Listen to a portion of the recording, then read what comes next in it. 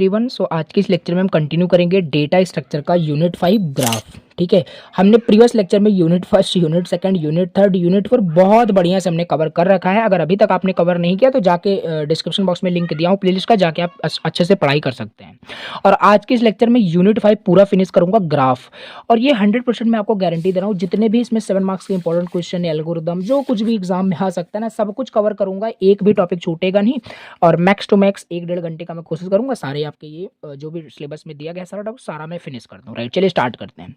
तो यूनिट 5 का नाम क्या है? ग्राफ। तो अब सबसे पहले समझते हैं ग्राफ क्या होता है। मतलब आपको देखो, ऐसा भी नहीं है कि पहली बार ही आप वीडियो को देख रहे हो। आई नो कि आपको बहुत सारी चीज़ें पहले से आती है, बाकी मैं एकदम स्टार्टिंग से बताऊंगा। और यूनिट 4 प्लीज़ आपने पढ़ा हो, ट्री आपने समझा हो कि ट्री क्या होता है, सारी चीज़ें आपको आ रही हो, तभी आप अच्छे से इसको समझ पाओगे। बाकी मैं समझाने की बिल्कुल कोशिश करूंगा। राइट, चलिए यूनिट 5 ग्राफ। ग्राफ क्या होता है? लिखा है graph can be defined as a group of vertices and edges that are use to connect these vertices. ठीक है, वो ग्राफ होता है। ट्री क्या होता है? ट्री भी आपका क्या होता है? जैसे यहाँ पे आप देख पा रहे हो, ये क्या है आपका? एक ट्री है। राइट, समझ पा रहे हो? ये ट्री है। ट्री में क्या है आपका? ये आपका ट्री में आपका ये वर्टेक्स होते हैं, चाहे वर्टेक्स बोलो, वर्टिसेस बोलो, नोड बोलो, कुछ भी बोलो। और ये जो आपका दिख रहा है कनेक्टिंग लाइन जो दो नोड को कनेक्ट कर रहा है, पेरेंट चाइल्ड का रिलेशनशिप बना रहा है, ये एजेस, इसे एज बोलते हैं। ठीक है, ये सब आपको बिल्कुल आता है, आई नो। और ट्री में इंपॉर्टेंट बात ये है याद करने वाली कि क्या ट्री में आपको यहाँ पे देखो, इस ट्री में क्या कोई साइकिल बन रहा है? साइकिल इन द सेंस कि अगर हम 10 से स्टार्ट करते हैं तो हर नोट से होते हुए क्या हम 10 पे आ पा रहे हैं? जी नहीं, साइकिल इसमें नहीं बन रहा है। अगर साइकिल बन रहा होगा तो उसे हम क्या बोलते हैं? उसे हम ग्राफ बोल देते हैं। सिंपल यही है डेफिनेशन ऑफ डेफिनेशन। कुछ ये रटना नहीं है, बस आपको समझना है यही है। जैसे यहाँ पे देखो, अब ग्राफ भी क्या होता है? जैसे यहाँ पे लिखा है graph consist two things. Graph में वर्टेक्स होते हैं और उसमें एजेस होते हैं। तो ग्राफ क्या है? ग्राफ आपका सेट ऑफ वर्टिसेस होता है, सेट ऑफ एजेस होता है। यस, सेट ऑफ वर्टेक्स है और सेट ऑफ एजेस है। यहाँ पे यही तो है आपका ग्राफ। इसमें अगर हम इस तरीके से आपको बोल दें, अभी बस थोड़ा समझ रहे हैं कि एक्चुअल में है कैसे। ठीक है, ये चीज। अब ये बताओ, ये ग्राफ है कि ट्री है? बिल्कुल ये आपका ट्री है। क्यों ट्री है? क्योंकि इसमें साइकिल नहीं बन रहा है। ठीक है, अगर साइकिल बन जाता तो ये तो ग्राफ हो जाता ना। आई होप इतना बस क्लियर है आपको कि नहीं? बिल्कुल आपको क्लियर होगा। चलिए, ग्राफ की डेफिनेशन आप देख लेना, नोट्स आपके पास रहेगा, बाकी इतना ही है। अब यहाँ पे वही सब अगर पूछा जाता है एग्जाम में तो कैसे लिखना है कंटेंट को, आई होप आपको सारी चीज़ पता ही है। So a set V elements called node. अब इसे क्या बोलते हैं? इसे नोड बोलते हैं, इसे एजेस बोलते हैं। यही सब इसमें बताना है, एक्सप्लेन करना है, इसे आप प्लीज़ देखना, प्लीज। राइट, और ये क्या है? E is equal to U V क्या है? कुछ नहीं है। अभी आगे जब बहुत सारे एल्गोरिदम करेंगे ना तो ये सब और ज़्यादा क्लियर हो जाएगा, फिर इसमें आपको ज़्यादा रटना नहीं पड़ेगा। जैसे कि यहाँ देखो, ये यू हो जाएगा, ये वी हो जाएगा। तो यही है, मतलब ये आपका क्या है? ये देखो, ये आपका एजेस है, इसे हम एज बोल रहे हैं ना। ये आपका एज है और ये एज क्या कर रहा है? दो नोड को कनेक्ट कर रहा है, दो वर्टिसेस को कनेक्ट कर रहा है। तो यही है, हम इसे यू मान ले, यू वी मान ले, बाकी ज़्यादा कंफ्यूज मत हो। तो ये होता है सिंपल कि आपका a set E of edges such that each edge in E is unique pair of vertices। बस इतना समझ के रखना।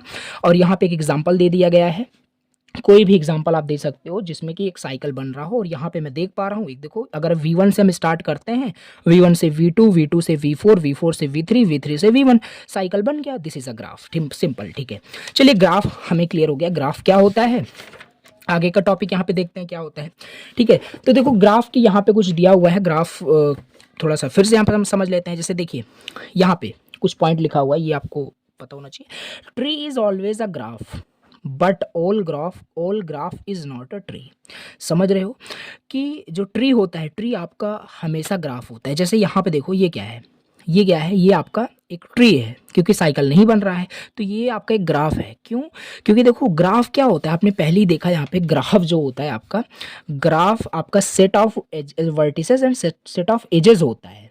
राइट, ये चीज़ है। और ये देखो, जैसे ये ट्री हो गया, कोई साइकिल नहीं बन रहा है, ये भी ट्री है आपका, कोई साइकिल नहीं बन रहा है। ठीक है, ये आपका ग्राफ है। तो ग्राफ में ध्यान देना, हमेशा साइकिल बनेगा।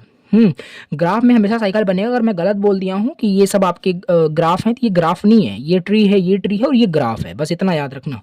तो आई होप क्लियर हुआ होगा। ठीक है, चलिए, कुछ इसके बेसिक टर्मिनोलॉजीज देख लेते हैं जो आपको पता होना चाहिए कि क्या है कैसे है। तो एडजेसेंट नोड, पहला यहाँ पे क्या है, एडजेसेंट नोड क्या होता है देखिए। तो एडजेसेंट नोड कुछ नहीं, जैसे यहाँ पे ग्राफ दिया हुआ है, ठीक है, ग्राफ बना हुआ है, क्यों ग्राफ क्यों है, क्योंकि यहाँ पे देखो एक साइकिल बन रहा है, ऐसे भी देख सकते हो, यहाँ पे एक लूप है, भी सब आगे देखेंगे ये सब क्या है।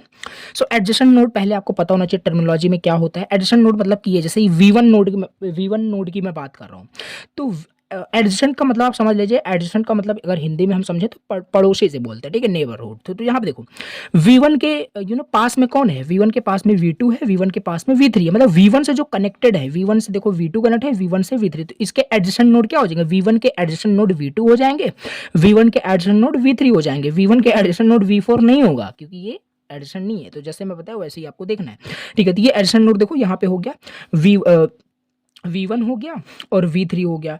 V1 is adjacent to V3 और वाइस वर्सा। V3 का एडिशंट ये है और V1 का एडिशंट ये है। तो आई होप आप समझ पा रहे हो कि एडिशन नोड का मतलब यहाँ पे क्या है, ठीक है। उसी तरीके से V2 V4 भी हमारे पास है। V2 V4 अगर हम V2 की बात करें, V2 is adjacent to V4। Confuse मत होना, बस इतना यहाँ पे कहने का मतलब, बस इतना याद रखो, ये आपसे एग्जाम में कोई नहीं पूछेगा कि ये एडिशन नोड क्या होता है। कुल मिलाकर आपको पता होना चाहिए। जैसे V1 है, अगर मैं पूछूं V1 का एडिशन नोड बताओ कौन कौन सा है, तो बता दोगे V2 है, V3 है। अगर मैं पूछूंगा V4 का एडिशन नोड बताओ कौन कौन सा है, तो बता दोगे V5 है, V2 है, V3 है। क्यों है, क्योंकि ये कनेक्टेड है V4 से, सिंपल। तो यही है आपका यहाँ पे एडिशन नोड। बहुत बढ़िया। अब यहाँ पे हम अगला यहाँ पे देख लेते हैं टर्मिनोलॉजी जो बहुत ज़्यादा यूज़ होगी आगे, डिग्री ऑफ नोड। नोड की डिग्री क्या होती है, ट्री आपने पढ़ा था उसी तरीके से है। The number of edges which is connected to node, उसे ही हम बोलेंगे डिग्री। आओ ठीक है, देखो जैसे इसका एग्जांपल लें, डिग्री ऑफ नोड में जैसे इसका एग्जांपल अगर आप हम ले सकते हैं, तो यहाँ पे इसकी जैसे हम बात कर रहे हैं V1 की डिग्री बताओ क्या है। V1 की डिग्री क्या है, V1 की डिग्री यहाँ पे 2 है। क्यों, क्योंकि 1 एंड 2 मतलब 2 1 2 एजेस यहाँ पे क्या है, V1 से कनेक्टेड है। तो डिग्री क्या हो जाएगी V1 की, डिग्री ऑफ V1 2 होगा, ठीक है। अगर हम इसकी बात करें V4 की, तो V4 की डिग्री कितनी होगी, 1 2 3 हो जाएगी। बस यही है डिग्री ऑफ नोड, ठीक है। तो यहाँ पे वही लिखा है, V1 का देखो 2 है, V4 का 3 है, V2 का यहाँ पे आप देख सकते हैं 4 है। तो अब आइसोलेटेड नोड, यहाँ पे अगला हम टर्मिनोलॉजी देख लेते हैं जो बहुत यूज होगा। आइसोलेटेड नोड क्या होता है, a node which has 0 degree is called isolated node. मतलब कोई नोड है अगर उसके पास 0 डिग्री है, 0 डिग्री तक कब होगी, जब उसमें कोई एजेस ही नहीं होगा। एजेस ही नहीं है, देखो जैसे सिंगल एक डॉट, ये देखो ये आपका क्या है, आइसोलेटेड नोड है, बिकॉज इसके पास कोई भी डिग्री नहीं है, 0 डिग्री है, नो एज, राइट, समझ में आ गया होगा। पाथ क्या होता है, ये भी यूज होगा, पाथ साइकिल अभी बहुत यूज होगा, सेल्फ लूप, तो ये सब पता होना चाहिए। पाथ क्या होता है, पाथ कुछ नहीं, सिंपल। देखो यहाँ पे आते हैं, जैसे अगर हमें यहाँ पे V1 से हमें V5 तक जाना है, सपोज कि V1 से मुझे V5 तक जाना है, तो क्या क्या पाथ होगा। हम V1 से जा सकते हैं, पहले V1 से हम V2 जा सकते हैं, राइट, V2 से हम V4 जा सकते हैं, V4 से V5 जा सकते हैं, राइट, V1 से हम V5 पहुंच चुके हैं। और दूसरा भी पाथ है यहाँ पे, V1 से हम V3 जा सकते हैं और V3 से हम V4 जा सकते हैं, देन V5 जा सकते हैं। तो यही है आपका पाथ, ठीक है। तो यही आपको बस याद रखना है, पाथ का मतलब क्या है, there is may be multiple path हो सकता है, जैसे अभी हमने जस्ट यहाँ पे जस्टिफाई किया, समझ लिया, ठीक है। साइकिल क्या होता है, अब ये मुझे नहीं लगता आपको बताना पड़ेगा कि starting vertex and ending vertex हमेशा सेम होगा, तो वो एक साइकिल बनाएगा। जैसे देखो starting vertex ending vertex same है कि नहीं, बिल्कुल यहाँ पे साइकिल फॉर्म हो रहा है, बहुत ही यहाँ पे इजी है, राइट। चलिए यहाँ पे हम अपना अगला टर्मिनोलॉजी देख लेते हैं जो बहुत यूज होगा, that is self loop. Self loop क्या है, अब आ गया, देखो कुछ नहीं, जैसे यहाँ पे आप देख पा रहे हो, प्रीवियस का एग्जाम्पल लेते हैं जिससे क्लियर हो पाएगा, राइट। ये वाला एग्जांपल लेते हैं, इसमें कहीं आपको लूप दिख रहा है, बिल्कुल लूप दिख रहा है आपको। V2 नोड पे देखो, V2 वर्टेक्स पे देखो, वर्टेक्स बोलो, नोड बोलो, वर्टिसेस बोलो, सब ठीक ही है, ठीक है। तो ये V2 पे देखो, एक आपका सेल्फ लूप यहाँ पे है, ठीक है। मतलब V2 से हम खुद V2 पे जा सकते हैं, बट V1 से हम V1 पे नहीं जा सकते, हम पाथ से जा सकते हैं बट डायरेक्टली नहीं जा सकते। तो यहाँ पे V2 से V2 है, मतलब कि यहाँ पे एक E1 is a self loop edge, ठीक है, सेल्फ लूप है। तो यहाँ पे वही लिखा हुआ है, यहाँ पे अगर हम देखें जो लूप होता है, a node in which edges start and end vertex at the same node called loop. मतलब वहाँ पे यही है कि starting and ending vertex same है, क्योंकि यहाँ पे देखो स्टार्टिंग वर्टेक्स भी V2 है, एंडिंग वर्टेक्स भी V2 है। दैट मीन्स कि ये जो एजेस है ना, ये आपका नॉर्मल एज नहीं है, ये आपका एक लूप है, ठीक है। तो बस यही है, सेम वर्टेक्स होता है स्टार्ट एंड एंड में, तो वो आपका लूप हो जाता है। आई होप क्लियर हुआ होगा। और ध्यान देना, जो लूप की जो डिग्री होती है वो ना 2 होती है। जैसे देखो V2 से खुद पे V2 जा रहा है ना, तो एक इसे काउंट किया जाएगा, एक इसे, तो इसकी डिग्री कितनी होगी? 2 होगी। ऐसा नहीं कि इसी पे जा रहा तो एक ही होगा, तो ये कंफ्यूजन नहीं रखना है। डिग्री ऑफ V2 यहाँ पे कितना है? 2 है। बहुत बढ़िया। अब आगे यहाँ पे देखते हैं पैरेलल एजेस के बारे में। पैरेलल एज क्या होता है? अब यहाँ पे अगर देखें इसमें कोई भी नहीं, यहाँ पे पैरेलल एज नहीं है, तो आओ पैरेलल एज समझते हैं क्या होता है। पैरेलल एज कुछ नहीं होता है, मतलब एक वर्टेक्स से दूसरे वर्टेक्स पर जाने के लिए हमारे पास पैरेलल एजेस होते हैं, पैरेलल पाथ होते हैं। जैसे हम मान लेते हैं यहाँ पे V1 है, यहाँ पे V2 है। अच्छा बताओ, हम V1 से अगर V2 जाना है तो हम इस पाथ पे भी जा सकते हैं, इस एज से भी जा सकते हैं, और हमारे पास एक और दिया हुआ है यहाँ से भी जा सकते हैं। तो यही है आपका पैरेलल एजेस। जैसे पढ़ना आपके पास नोट्स रहेगा, समझ में आपको आ जाएगा। कंसेप्ट मैं आपको बताता चल रहा हूँ। अब देखो, अगर थ्योरेटिकल आपसे पूछा जाए ना कि ग्राफ क्या होता है, टाइप्स ऑफ ग्राफ का, तो लिखना पड़ेगा आपको, ठीक है। तो ये अब यहाँ पे टाइप्स हम देखते हैं कि ग्राफ के कितने टाइप्स होते हैं। अब इसको थोड़ा जल्दी समझ लेते हैं। देखो पहला होता है फाइनाइट ग्राफ। पहला क्या होता है? Finite graph. अब फाइनाइट ग्राफ आप ऐसे भी मतलब कॉमन सेंस लगा सकते हैं। फाइनाइट ग्राफ वो ग्राफ होते हैं जिसमें number of vertices, number of edges finite हो, उसे ही हम फाइनाइट ग्राफ बोलेंगे। तो यहाँ पे देखो वही लिखा हुआ है। यहाँ पे देखो ये क्या है, इसमें बिल्कुल जो नंबर ऑफ वर्टिसेस हैं, मतलब नंबर ऑफ नोड और नंबर ऑफ एजेस, हम इसे काउंट कर सकते हैं। अगर हम काउंट कर सकते हैं यानी फाइनाइट है, तो ये आपका फाइनाइट ग्राफ हो जाएगा, ठीक है।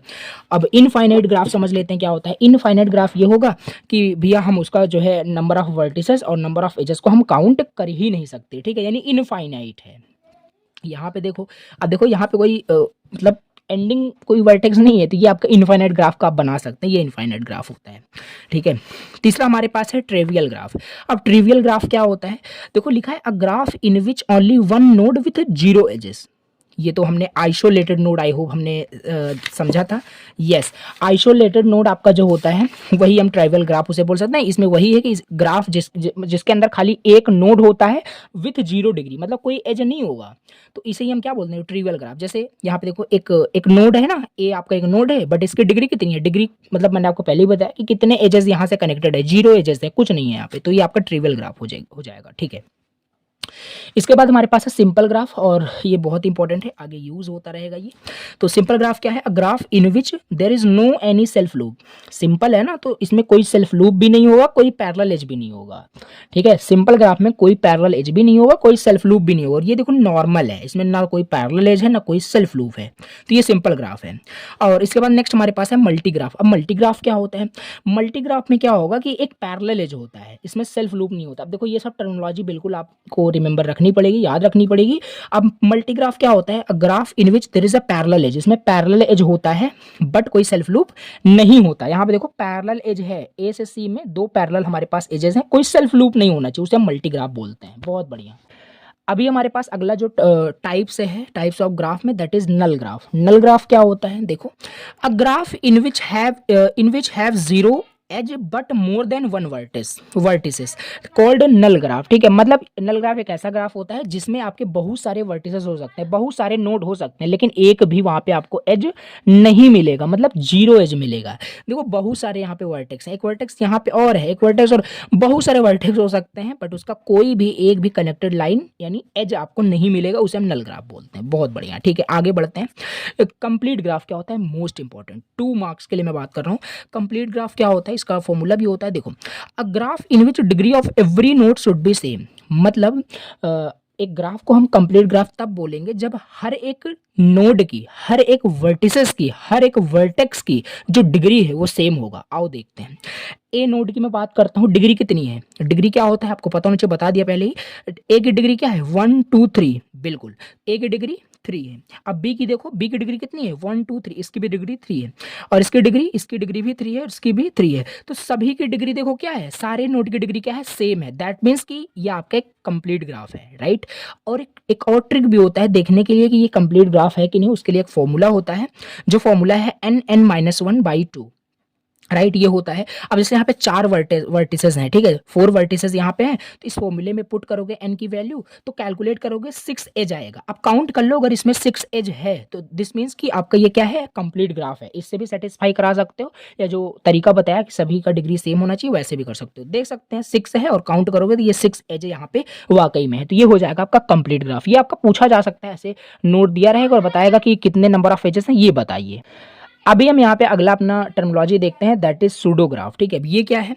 देखो बहुत सारे टाइप्स हैं, आप चाहो तो इसमें कुछ इग्नोर भी कर सकते हो, बाकी एग्जाम में अगर 7 मार्क्स में आता है तो सब एक्सप्लेन कर दीजिए, राइट।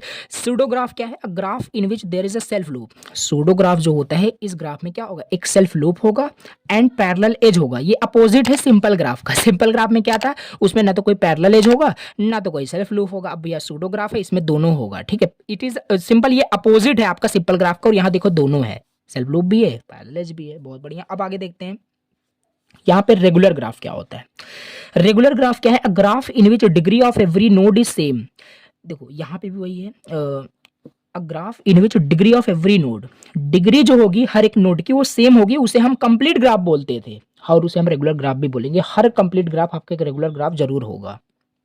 ठीक है, ये आपका क्या है? ये भी कंप्लीट ग्राफ है। तो यहाँ पे मान चलो कंप्लीट ग्राफ, अगर जो जो ग्राफ कंप्लीट ग्राफ है तो वो आपका रेगुलर ग्राफ होगा ही होगा, क्योंकि कंडीशन वही बता रही है यहाँ पे। ठीक है, अब मोस्ट इंपॉर्टेंट, आगे जो भी एल्गोरिथम अभी हम पढ़ेंगे तो वो सब देखेंगे। तो अभी तक आपने जो भी यहाँ पे ग्राफ देखा, जो भी ग्राफ देखा, यहाँ पे आपने एजेस पे क्या कोई वेट देखा?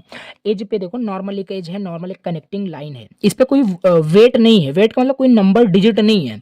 बट अब हमारे पास आ गया वेटेड ग्राफ, मोस्ट इंपॉर्टेंट, और ये यूज होगा आगे।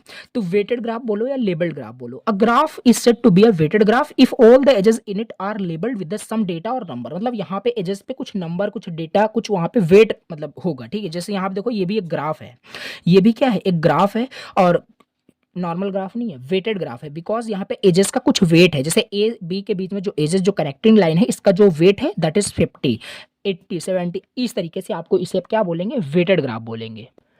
फिर इसके बाद हमारा नेक्स्ट जो टाइप्स ऑफ ग्राफ में आता है दैट इज डायरेक्टेड ग्राफ। अब डायरेक्टेड ग्राफ भी बहुत इजी है, सिंपल। अभी तक आपने जो देखा उसमें कोई डायरेक्शन नहीं था, ठीक है, बट इसमें डायरेक्शन होगा। इसमें डायरेक्शन होगा कि हम इस ए से बी जा सकते हैं, बी से ए नहीं जा सकते। जैसे यहाँ पे देखो डायरेक्शन इस साइड है ना, तो हम ए से बी जा सकते हैं। अगर हमें बी से ए आना हो तो कोई पाथ ही नहीं है, ठीक है, तो कोई पाथ ही नहीं है। यहाँ पे देख सकते हो, अगर देखो यहाँ पे बी से सी का डायरेक्शन ये है, तो डायरेक्टेड ग्राफ हम इसे ही बोलते हैं जिसमें डायरेक्शन दिया जाता है। तो इसमें कंसेप्ट आता है डिग्री का। तो इसमें डायरेक्टेड ग्राफ में ना दो टाइप्स की डिग्री निकलती है, एक इन डिग्री निकलती है, एक आउट डिग्री निकलती है। इन डिग्री का मतलब है, जैसे ए पे बात करें, ए पे कितने इन डिग्री है? इन डिग्री नाम से क्लियर हो रहा है, इन जो इन हो रहा है तो वन ही डिग्री है, तो डिग्री ऑफ ए पे 1 आ रहा है। चलो देखते हैं डी पे, देखते हैं, राइट। डिग्री पे हमें इन डिग्री देखें, ये 1 हो गया, ये 2 हो गया, 2 हो जाएगा। देखो यहाँ पे ऐसे आउट डिग्री भी देख सकते हो, just opposite of in degree, जो आउट जा रहा हो। ठीक है, इसके बाद हमारे पास है अनडायरेक्टेड ग्राफ। अनडायरेक्टेड ग्राफ क्या होता है? इसमें डायरेक्शन था, राइट, इसमें डायरेक्शन नहीं होगा। जो अभी तक हम वहाँ पे पढ़ रहे थे उसमें कहीं पे भी क्या था? कुछ भी डायरेक्शन नहीं था। तो ये आपका एक अनडायरेक्टेड ग्राफ होता है। हम अगर हमें V1 से V2 जाना है तो हम V1 से V2 भी जा सकते हैं, V2 से V1 भी जा सकते हैं। सिंपल यही होता है आपका अनडायरेक्टेड ग्राफ। अभी हमारा अगला टॉपिक यहाँ पे दिया हुआ है ग्राफ रिप्रेजेंटेशन इन मेमोरी, यानी हम मेमोरी के अंदर किस तरीके से ग्राफ रिप्रेजेंट करें, और बहुत ज़्यादा इंपॉर्टेंट है। ठीक है, ये सब थ्योरेटिकल अभी हम पढ़ रहे हैं कि जो थ्योरी आपसे पूछी जा सकती है एग्जाम में। आगे भी जो बहुत सारे वहाँ पे डिजिक्स्ट्रा एल्गोरिथम, प्रेम्स क्रूस्कल, वो सब भी हम यहाँ पे देखेंगे। तो ये चलो कवर करते हैं ग्राफ रिप्रेजेंटेशन मेमोरी, कैसे हम ग्राफ का रिप्रेजेंटेशन करते हैं। There is a 2 way to represent the graph in a memory, that is पहला आपका है सिक्वेंशियल रिप्रेजेंटेशन, दूसरा है लिंक्ड लिस्ट रिप्रेजेंटेशन। तो सिक्वेंशियल रिप्रेजेंटेशन को हम 2D एरे बोलते हैं, मतलब सीक्वेंशियल रिप्रेजेंटेशन में हम 2D एरे का यूज करते हैं, और ये सब आपको आता है 2D एरे क्या होता है। दूसरा तरीका हमारे पास है लिंक्ड लिस्ट रिप्रेजेंटेशन, यानी लिंक्ड लिस्ट का हम यूज करके क्या कर सकते हैं? ग्राफ को रिप्रेजेंट कर सकते हैं। तो पहला चलो देखते हैं सिक्वेंशियल रिप्रेजेंटेशन। सिक्वेंशियल रिप्रेजेंटेशन अगर हमें करना है तो इसे हम मतलब अगर हमें ग्राफ को सिक्वेंशियल रिप्रेजेंटेशन करना है ना, तो उसमें हम यूज करते हैं एडजेसेंसी मैट्रिक्स का, मतलब एडजेसेंट मैट्रिक्स बोलो या एडजेसेंसी मैट्रिक्स बोलो। अब ये मैट्रिक्स क्या है इसे और समझते हैं। तो ये एडजेसेंसी मैट्रिक्स क्या है अभी हम आगे देखते हैं। तो ये हम इसी का यूज करके, इस मैट्रिक्स का यूज करके हम सीक्वेंशियल रिप्रेजेंटेशन को अचीव करते हैं। In this representation, sequential representation में क्या करेंगे? हमारे पास हमें कंस्ट्रक्ट करना होगा n into N, N cross N matrix construct करना होगा, जहां n हमारा वर्टेक्स होगा। जितने नंबर ऑफ वर्टेक्स होंगे उतने नंबर ऑफ वर्टेक्स का हम क्या करेंगे? n क्रॉस n करके उसका मैट्रिक्स कंस्ट्रक्ट करेंगे, और उस मैट्रिक्स को हम एडजेसेंसी मैट्रिक्स कहते हैं। बहुत बढ़िया। If there is a edge, अगर उसके कोई बीच में कोई एज दिया हुआ है from vertex i to j, then corresponding elements of matrix a i j 1 होगा, अदरवाइज 0 होगा। ये क्या लिखा हुआ है मैथमेटिकल में, इसे आओ एग्जांपल से क्लियर करते हैं। और ये सारी चीज़ें दिया है, अनडायरेक्टेड ग्राफ, डायरेक्टेड ग्राफ और अनडायरेक्टेड वेट का, ये सब मैंने पहले बताया कि अनडायरेक्टेड ग्राफ क्या है, डायरेक्टेड ग्राफ क्या है, और अनडायरेक्टेड ग्राफ होगा और उसके साथ वेट भी कुछ दिया होगा, ठीक है। और ये मैथमेटिकल जो लिखा है कंफ्यूज मत हो, समझाता हूँ क्या लिखा हुआ है। अब इन्हीं सबको हमें क्या करना है, अनडायरेक्टेड ग्राफ को भी रिप्रेजेंट करना है सिक्वेंशियल रिप्रेजेंटेशन यानी एडजेसेंसी मैट्रिक्स में, और इंसिडेंस मैट्रिक्स, ये सब क्लियर करते हैं ना, बहुत कंफ्यूजन हो रहा है। देखो अभी यहाँ पे हम पहला कौन सा रिप्रेजेंटेशन हम पढ़ रहे हैं, सीक्वेंशियल रिप्रेजेंटेशन पढ़ रहे हैं, ठीक है। और सीक्वेंशियल रिप्रेजेंटेशन को अचीव करने के लिए हम एडजेसेंसी मैट्रिक्स का यूज करते हैं। और एडजेसेंसी मैट्रिक्स क्या होता है, कुछ नहीं होता है, आपको एक ग्राफ दिया रहेगा, उसे आप रिप्रेजेंट करोगे, उसे हम, देखो यहाँ पे मैं फिर से कंफ्यूज मत हो ना, मेरे को एक बार आपको दिखा दूँ। अब एक सेकंड देखो, अगर हमें एडजेसेंसी मैट्रिक्स का यूज करके रिप्रेजेंट करना है ग्राफ को सीक्वेंशियल रिप्रेजेंटेशन में, तो हम तीन तरीके से कर सकते हैं, तो हम अनडायरेक्टेड ग्राफ को रिप्रेजेंट कर दें, या डायरेक्टेड को, या अनडायरेक्टेड वेटेड ग्राफ को कर दें। तो अभी हम क्या कर रहे हैं, तीनों को हम करके देखेंगे। तो पहले हम अनडायरेक्टेड ग्राफ को हम रिप्रेजेंट कर रहे हैं किसमें, सीक्वेंशियल रिप्रेजेंटेशन यानी एडजेसेंसी मैट्रिक्स में। तो एडजेसेंसी मैट्रिक्स क्या था, मैंने पहले बताया था, ये ग्राफ को हमें रिप्रेजेंट करना है। तो नंबर ऑफ वर्टेक्स देख लो कितने, एन की वैल्यू यहाँ पे मैं देख पा रहा हूँ 5 है, ठीक है। तो 5x5 का यहाँ पे बनेगा मैट्रिक्स, देखो बना हुआ है, और 5x5 का बनाओगे, 5 रोज 5 कॉलम यहाँ पे आपके मैट्रिक्स बनेगा और बन जाएगा। इसमें क्या है, अब यहाँ पे देखो, अब यहाँ पे वही सारी वैल्यूज, यहाँ पे नोड की सारी वैल्यूज लिख ली गई, A B C D E, A B C D E, and इस साइड भी आपने कर दिया रोज एंड कॉलम। अब यहाँ पे जो मैथमेटिकल वहाँ लिखा था ना कि ए आई जे 1 होगा, 0 होगा, अब इसका मतलब बताता हूँ। देखो जैसे ए से ए जाने का क्या कोई पाथ है, ए से ए जाने का, सॉरी, ए से ए जाने का मतलब ए से ए जाने का क्या कोई पाथ है। अब ऐसा मत करना कि यहाँ से देखो ए से बी, बी से, ऐसे नहीं, डायरेक्ट की बात की जा रही है, ठीक है। क्या हम ए से ए डायरेक्टली पहुंच पा रहे हैं, मतलब क्या कोई सेल्फ लूप है, अगर सेल्फ लूप होता तभी यहाँ पे हम ए से ए पहुंच पाते, अदरवाइज हमारे पास कोई वे नहीं है। तो ए से ए हमारा 0 हो जाएगा। क्या हम ए से बी पहुंच सकते हैं, हाँ ए से हम बी जा सकते हैं, तो ए से बी हमारा 1 हो गया। क्या हम फिर क्या है, ए से सी है ना, तो क्या ए से सी जा सकते हैं, बिल्कुल ए से सी भी जा सकते हैं, 1 हो जाएगा। ए से डी भी जा सकते हैं, 1 हो जाएगा। ए से हम ई जा सकते हैं क्या, ए से ई जा सकते हैं क्या। आप बोलोगे ए से बी जाओ, बी से नहीं, डायरेक्ट देखने की मैं बात कर रहा हूँ, ए से ई डायरेक्ट कोई पाथ नहीं है, तो 0 हो जाएगा, क्लियर हो जाएगा।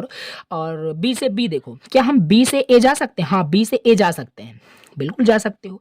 बी से बी जा सकते हैं डायरेक्ट, नहीं जा सकते, 0 हो जाएगा। क्या बी से सी जा सकते हैं, बी से सी नहीं जा सकते, डायरेक्ट तो नहीं जा सकते, इससे जा सकते हैं, लेकिन ऐसे नहीं करना, हमें डायरेक्ट देखना है, तो 0 हो जाएगा। ये पूरा इस तरीके से फिल किया गया है। जब आप करोगे ना, ये जो मैट्रिक्स आपने बनाया, यही मैट्रिक्स आपका एडजेसेंसी मैट्रिक्स है और कुछ नहीं। बस इस तरीके से आपने क्या किया, रिप्रेजेंट कर लिया, बस ऐसे ही करके आपको दिखाना होता है। ये तो हमने भी क्या किया, अनडायरेक्टेड ग्राफ में किया, जिसमें कोई डायरेक्शन नहीं था। अब इसमें कुछ नहीं करना, डायरेक्टेड ग्राफ में भी वही होगा, इसमें एक डायरेक्शन दिया होगा, जैसे ये देखो graph set of vertices edges दिया हुआ है। अब इसमें भी हमें क्या करना है, रिप्रेजेंट करना है। अब डायरेक्टेड ग्राफ को तो इसे भी कर सकते हो, जैसे यहाँ पे देखो, जैसे ए से ए बात करें तो 0 हो जाएगा यहाँ पे भी, राइट। ए से बी बात करें तो ए से बी बात करें, बिल्कुल जा सकते हो, 1 हो जाएगा, राइट। बट अब हम बी से ए नहीं जाएंगे क्योंकि डायरेक्टेड हो गया है, राइट। आई होप आप समझ पा रहे हो मैं क्या बोल रहा हूँ। तो ये मैट्रिक्स कुछ इस तरीके से बनेगा, और यही मैट्रिक्स आपका एडजेसेंट मैट्रिक्स बोलो या एडजेसेंसी मैट्रिक्स है, बहुत बढ़िया, ठीक है। तो ये हो गया। और तीसरा रिप्रेजेंटेशन हमारे पास था, अनडायरेक्टेड वेटेड ग्राफ था। अनडायरेक्टेड वेटेड ग्राफ था यानी डायरेक्शन भी नहीं होगा, यानी अनडायरेक्टेड होगा, और साथ में कुछ क्या होगा, वहाँ पे वेट दिया होगा। वेट इन द सेंस, पहले ही मैं बताया क्या है कि एजेस पे कुछ वेट, कुछ नंबर, कुछ डेटा दिया होगा, दिया भी है, बस इसे यहाँ पे रिप्रेजेंट करना है। अब देखो यहाँ पे थोड़ा सा चेंज होगा, बाकी वही यहाँ पे देखो 5x5 का क्रिएट किया जा रहा है। अब देखो ए से ए नहीं जा सकते, दैट्स वाई कि 0 है। ए से बी, बिल्कुल ए से बी जा सकते हैं, बट 1 ना करिएगा अभी, क्योंकि ये वेटेड ग्राफ है। तो वेटेड ग्राफ है, अगर वेटेड ग्राफ है तो कंसेप्ट चेंज होगा। ए से बी जाने के लिए 5, राइट, 5 कॉस्ट हमें लग रहा है, तो 5 यहाँ पे हमने कर दिया। ए से चलो सी देखते हैं, ए से सी हमें 8 लग रहा है, 8 करेंगे ए से सी। तो अभी यहाँ 1 और 0 नहीं करोगे, यहाँ पे वेट हमें करना होगा। आई होप समझ पा रहे हो। तो ये बस थोड़ा सा याद रखना है कैसे रिप्रेजेंटेशन हो रहा है। तो ये हो गया आपका क्या, एडजेसेंट मैट्रिक्स का, एडजेसेंसी मैट्रिक्स का यूज करके कैसे हमने ग्राफ को रिप्रेजेंट किया सीक्वेंशियल रिप्रेजेंटेशन में, ठीक है। और सीक्वेंशियल रिप्रेजेंटेशन मतलब 2D एरे में, और ये 2D एरे तो है जो रिप्रेजेंट कर रहे हो, सिंपल हो गया। अब adjacency matrix I hope clear हो गया होगा। अब इसी के साथ हमारे पास दूसरा रिप्रेजेंटेशन होता है जो कि है इंसिडेंस मैट्रिक्स। ये देखो 2 मार्क्स में भी ऑलवेज पूछा जा सकता है क्या होता है एक्सप्लेन करने के लिए, तो सब कंसेप्ट पता रहेगा तो कर पाओगे। तो इंसिडेंस मैट्रिक्स क्या होता है समझ लेते हैं। देखो इंसिडेंस मैट्रिक्स भी समझ लेते हैं। देखो अभी हम इंसिडेंस मैट्रिक्स का यूज करके कैसे हम रिप्रेजेंट करेंगे ग्राफ को, तो इसमें भी वही 3 तरीके होंगे। अनडायरेक्टेड ग्राफ को पहले रिप्रेजेंट करेंगे, फिर डायरेक्टेड को, फिर अनडायरेक्टेड वेटेड को कर लेंगे। तो अनडायरेक्टेड ग्राफ में कैसे होगा, देखो जैसे हमारे पास ये ग्राफ दिया हुआ है ABCDE, 5 हमारे पास यहाँ पे वर्टेक्स दिए हुए हैं। तो अब इसे आओ चलो समझते हैं। तो इसमें भी हमें क्या करना पड़ेगा, यहाँ पे हमें फिर से क्या करना पड़ेगा, यहाँ पे एक सेकेंड। देखो इसमें करना क्या है, जैसे इंसिडेंस मैट्रिक्स ये आपका था, अनडायरेक्टेड ग्राफ ये हमारे पास देखो दिया है ABCDE। यहाँ पे कितने नोट्स दिए हैं। अच्छा यहाँ पे थोड़ा सा मैं आपको रिवाइज कराता हूँ। जैसे यहाँ पे अभी आप क्या कर रहे थे, यहाँ पे जो आप बना रहे थे, मतलब यहाँ पे n इंटू एन बन रहा था, जो कि n क्या है, नंबर ऑफ वर्टेक्स है। बट यहाँ पे इंसिडेंस मैट्रिक्स में ऐसा नहीं होगा, ध्यान देना, थोड़ा बहुत तो चेंज होगा, कंसेप्ट ऐसे ही होता है। इंसिडेंस मैट्रिक्स में अभी n इंटू एन नहीं करोगे, यहाँ n इंटू ई होता है जहाँ पे n क्या है, नंबर ऑफ वर्टेक्स है, e है नंबर ऑफ एजेस। तो यहाँ पे नंबर ऑफ वर्टेक्स कितने हैं, यहाँ पे नंबर ऑफ वर्टेक्स 5 है। दैट्स वाई यहाँ पे 5 रोज हो गया है। 5 रो का मतलब 1 2 3 4 5 रो है। और कॉलम यहाँ पे कितना है, मतलब एजेस कितना है, 1 2 3 4 5 6, 6 एजेस यहाँ पे हैं। तो 6 यहाँ पे एजेस हो गया, 6 यहाँ पे एजेस है, तो 5 इंटू 6 का यहाँ पे आपका मैट्रिक्स बनेगा और इसे ही हम रिप्रेजेंट करेंगे। चलो यहाँ पे हमने 5 बना दिया और E1 E2 E3 E6 तक हमने 6 यहाँ पे कुल मिला के आपको 5 इंटू 6 का एक मैट्रिक्स बनाना है। बहुत बढ़िया। अब यहाँ पे क्या करना है, अब वही सेम चीज रिपीट करना है। ए से E1, बिल्कुल E1 देखो यहाँ पे कनेक्ट कर रहा है। E1 क्या कर रहा है, कनेक्ट कर रहा है ए बी को, बिल्कुल ये आपका 1 हो जाएगा। और अगर देखोगे E2 देखोगे तो ए सी को ये कनेक्ट कर रहा है, बिल्कुल यहाँ पे भी 1 हो जाएगा। E3 की मैं बात कर रहा हूँ, तो E3 अभी देखो, अभी यहाँ पे E3 आपका 0 हो जाएगा। क्यों 0 हो गया, क्योंकि देखो ए से आपके कौन कौन एजेस कनेक्टेड हैं। ए से आपका E1 कनेक्ट है, E2 कनेक्ट है, तो E1 E2 में हमने 1 1 कर दिया, बाकी अब कुछ नहीं कनेक्ट है। E3 E6 E5 ये सब 0 हो जाएगा। देखो 0 हो गया। आओ बी से देखो, बी पे कौन कौन सा आपका vertex connect, sorry edges connect है, E1 E3 E4, E1 E3 E4 1 आपका हो गया, बाकी 0 हो गया। ऐसे ही यहाँ पे करना है। सी की बात करें, सी पे देखो कौन कौन है, E2 है E6 है, E2 एंड E6 1 1 है, बाकी सब 0 है। और डी पे भी देख लो, E5 E3 E5 E6, E3 E5 E6 बाकी सब 0। ऐसे करना, ये आपका रिप्रेजेंटेशन जो आपने किया ये आपका इंसिडेंस मैट्रिक्स है। अब देखो दूसरा यहाँ पे है, पहले तो हमने यहाँ पे अनडायरेक्टेड ग्राफ के लिए देख लिया कैसे इंसिडेंस मैट्रिक्स हम बनाते हैं, रिप्रेजेंट करते हैं, ठीक है। अब दूसरा डायरेक्टेड ग्राफ में देख लेते हैं, इसमें भी थोड़ा सा चेंज होगा। डायरेक्टेड ग्राफ में क्या है, जैसे यहाँ पे देखो एक ग्राफ जो दिया है ये आपका डायरेक्टेड ग्राफ है, ठीक है। अब इसे रिप्रेजेंट करते हैं। रिप्रेजेंट करने के लिए मैट्रिक्स बनाओगे। मैट्रिक्स कैसे बनाओगे, number of vertex into number of edges. Number of vertex कितने हैं, 5 यहाँ पे नंबर ऑफ वर्टेक्स हैं। और एजेस कितने हैं, एजेस आपके ई से E6 तक है, मतलब कि 6। तो 5 इंटू 6 का बनाया गया, 5 रो 6 कॉलम, बहुत बढ़िया। अब यहाँ पे क्या करना है, जैसे E1 की मैं बात कर रहा हूँ, पहले ए पे देखते हैं ना। तो ए पे देखते हैं, तो जैसे देखो ए आपका ये वर्टेक्स है, तो ए से देखो आउट की तरफ, अब देखो डायरेक्टेड है तो यहाँ पे लिखा है आउट होगा तो +1 आपको वहाँ पे लिखना है, अगर इन होगा तो -1 लिखना है। तो ए से देखो आउट, E1 आपका आउट जा रहा है, मतलब A1 से ए से आपका आउट जा रहा है, तो E1 क्या होगा, 1 होगा, E1 1 होगा। ए से देखो E2 आपका इन जा रहा है, तो E2 -1 होगा, E2 -1 होगा। और ए से देखो कोई और एजेस कनेक्ट है, E3 E4 E5 E6 ये सब आपका 0 होगा पहले के जैसे। और बी पे देखो, बी पे आपका जो है इन हो रहा है, देखो बी पे आपका E1 इन हो रहा है तो -1 हो गया। और E5 आपका आउट जा रहा है तो E5 यहाँ पे आपका 1 हो जाएगा। E4 भी आउट जा रहा है, तो ये इस तरीके से आपको फिल करना है, सिंपल, बहुत बढ़िया। अब हमारे पास दूसरा यहाँ पे रिप्रेजेंटेशन आता है। हमने देख लिया किस तरीके से सीक्वेंशियल रिप्रेजेंटेशन करते हैं एडजेसेंसी मैट्रिक्स का यूज करके और इंसिडेंस मैट्रिक्स का यूज करके। अब हमें यहाँ पे देखना है लिंक्ड लिस्ट रिप्रेजेंटेशन, किस तरीके से हम लिंक्ड लिस्ट में रिप्रेजेंट करेंगे।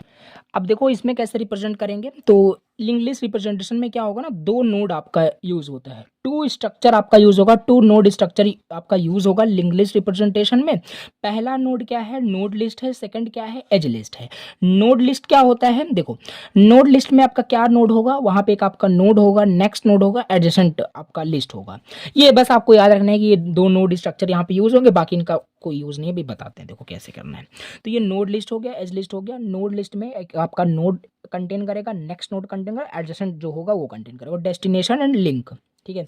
Where adjacent list is the adjacency list that is the list of words which are adjacent for the corresponding node. नहीं समझ में आया, आओ इसको एग्जांपल से समझते हैं, बिल्कुल समझ में आएगा। देखो यहाँ पे जैसे ये हमारे पास सपोज करो एक डायरेक्टेड ग्राफ हमारे पास दिया है, बिल्कुल ये हमें क्या दिया है, डायरेक्टेड ग्राफ दिया हुआ है। लिंक्ड लिस्ट रिप्रेजेंटेशन में क्या होगा ना, हमेशा आपको एक डायरेक्टेड ग्राफ दिया रहेगा। अगर डायरेक्टेड ग्राफ ना दिया हो ना तो बहुत बड़ा आपका ये बन जाएगा रिप्रेजेंटेशन। तो दैट्स वाई यहाँ पे हमने डायरेक्टेड ग्राफ लिया है इजी बनाने के लिए। तो देखो डायरेक्टेड ग्राफ यहाँ पे है। अब इसे हमें क्या करना है, लिंक्ड लिस्ट में रिप्रेजेंट करना है। और लिंक्ड लिस्ट रिप्रेजेंटेशन करने में हमारे पास दो वहाँ पे नोड स्ट्रक्चर यूज होगा, अभी जस्ट हमने अभी पढ़ा। पहला नोड लिस्ट, दूसरा एज लिस्ट। तो नोड लिस्ट ये है और दूसरा हमारे पास है एज लिस्ट बोलो या इसे एडजेसेंसी लिस्ट बोलोगे, तो दो आपको बनाना है, ऐसे ही बनाना है। तो अगर रिप्रेजेंटेशन अगर आपको करना है मतलब रिप्रेजेंट करना है ग्राफ को लिंक लिस्ट में, तो ऐसे ही करना है। सिंपल ग्राफ जो दिया रहेगा नोड लिस्ट बना लेना और यहाँ पे एडजेसेंसी लिस्ट बना लेना। नोड लिस्ट में सारे नोड को लिख देना, A B C D E, A B C D कर दिया। एडजेसेंट लिस्ट में कुछ नहीं, जो मैं आपको पहले कंसेप्ट बता चुका हूँ। ए का कौन कौन सा एडजेसेंट नोड है, ए का एडजेसेंट नोड आपका इसका आउटसाइड देखना है, बिकॉज डायरेक्टेड ग्राफ है तो आउटसाइड देखना है आपको, इनसाइड नहीं देखना है। तो ए से देखो कौन कौन आउटसाइड जा रहा है, बी जा रहा है, मतलब दिस बी हो गया, सी हो गया, डी हो गया। तो B C D adjacency list में आ जाएगा। आओ बी पे देखते हैं। बी पे देखो कौन कौन सा आउट जा रहा है। बी से हमारा ई जा रहा है, बी से डी जा रहा है, बस ई जा रहा है, डी जा रहा है, डी जा रहा है, ई जा रहा है। ऐसे भी कर सकते हो, या सीक्वेंस चेंज कर दो, कोई दिक्कत नहीं। अब सी से देख लेते हैं। सी पे कौन कौन सा आउट जा रहा है। सी से हमारा डी जा रहा है और कुछ नहीं जा रहा है, डी जा रहा है और कुछ नहीं जा रहा है। और डी पे देखो कौन कौन सा आउटसाइड जा रहा है। डी पे कुछ नहीं जा रहा है तो ब्लैंक कर दिया। ई पे देखो, ई से हमारा ई का एडिशन देखो, ई का एडिशन डी हो गया तो डी कर दिया। तो बस यही है, ये जो आपने इतना ही रिप्रेजेंटेशन जो आपने किया ना, यही आपका क्या है, लिंक्ड लिस्ट रिप्रेजेंटेशन। ठीक है, तो ये हो गया आपका इस तरीके से किस तरीके से हमने ग्राफ रिप्रेजेंटेशन हमने किया। अभी हमारा अगला यहाँ पे टॉपिक दिया हुआ है जो कि है ग्राफ ट्रैवर्सिंग। ठीक है, अब ग्राफ ट्रैवर्सिंग का मतलब क्या, तो देखो ट्रैवर्स का मतलब है, मतलब एक नोड से स्टार्ट करो किसी दूसरे नोड पर जाना, मतलब हर एक नोड को हो करके आपको उसी नोड पे आना, मतलब ट्रैवर्स करना कहने का मतलब है। ठीक है, वही सेम चीज़ जैसे आप अपने घर से जो है कॉलेज जाते हो। ठीक, अपने घर से मान लो कॉलेज जाते हो तो बीच बीच में मान लेते हैं बीच में बहुत सारे शॉप पड़ते हैं जिसमें खाते पीते आप वहाँ पे जाते हो, तो यानी इसको आपने ट्रैवर्स हो करके आप वहाँ पे पहुँचते हो। तो ट्रैवर्स करना मतलब कि विजिट करना किसी भी चीज़ को, बस। अब वही हमें पढ़ना है graph traversing, graph visiting. There are two ways कि हम जिसे ग्राफ ट्रैवर्सिंग करते हैं। पहला है भैया डेप्थ फर्स्ट सर्च होता है, जिसे हम डीएफएस बोलते हैं, और दूसरा होता है ब्रेथ फर्स्ट सर्च होता है, इसे हम बीएफएस बोलते हैं। दोनों के दोनों बहुत ज़्यादा इंपॉर्टेंट है। ठीक है, तो डेप्थ फर्स्ट सर्च हो जाएगा, ब्रेथ फर्स्ट सर्च हो जाएगा। अब डीएफएस डेप्थ फर्स्ट सर्च में क्या होगा, इसमें हम स्टैक का कंसेप्ट यूज करते हैं। स्टैक का ध्यान देना, ये सब ऐसा ट्रिक याद रखना है। डेप्थ फर्स्ट सर्च में हम स्टैक यूज करते हैं। जो स्टैक क्या होता है पहले ही बताया, लास्ट इन फर्स्ट आउट। अब ब्रेथ फर्स्ट सर्च में हम क्या करेंगे, बीएफएस में हम क्यू का यूज करते हैं, ये भी हमने देखा था, फर्स्ट इन फर्स्ट आउट।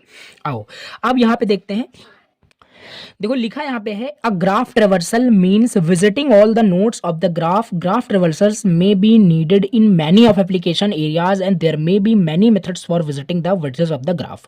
वही बता रहा है कि हर एक नोड को क्या करना, विजिट करना। और जो ग्राफ ट्रेवर्सिंग है उसके बहुत सारे क्या हैं मेथड्स हो सकते हैं, जिसमें कि दो मेथड्स हमारे पास हैं, डीएफएस है और बीएफएस है। तो पहले हम देखेंगे डेप्थ फर्स्ट सर्च। और डेप्थ फर्स्ट सर्च में मैंने टेक्निक आपको पहले बता दिया क्या यूज होगा, इसमें आपका स्टैक यूज होगा, इसमें आपका स्टैक यूज होगा। तो general idea behind depth first search beginning at a starting node A is as follows. अब यहाँ पे देखो लिखा हुआ है तरीका कैसे ये डेप्थ फर्स्ट सर्च काम करेगा, इसका एल्गोरिथम एग्जाम में लिखने के लिए आता है।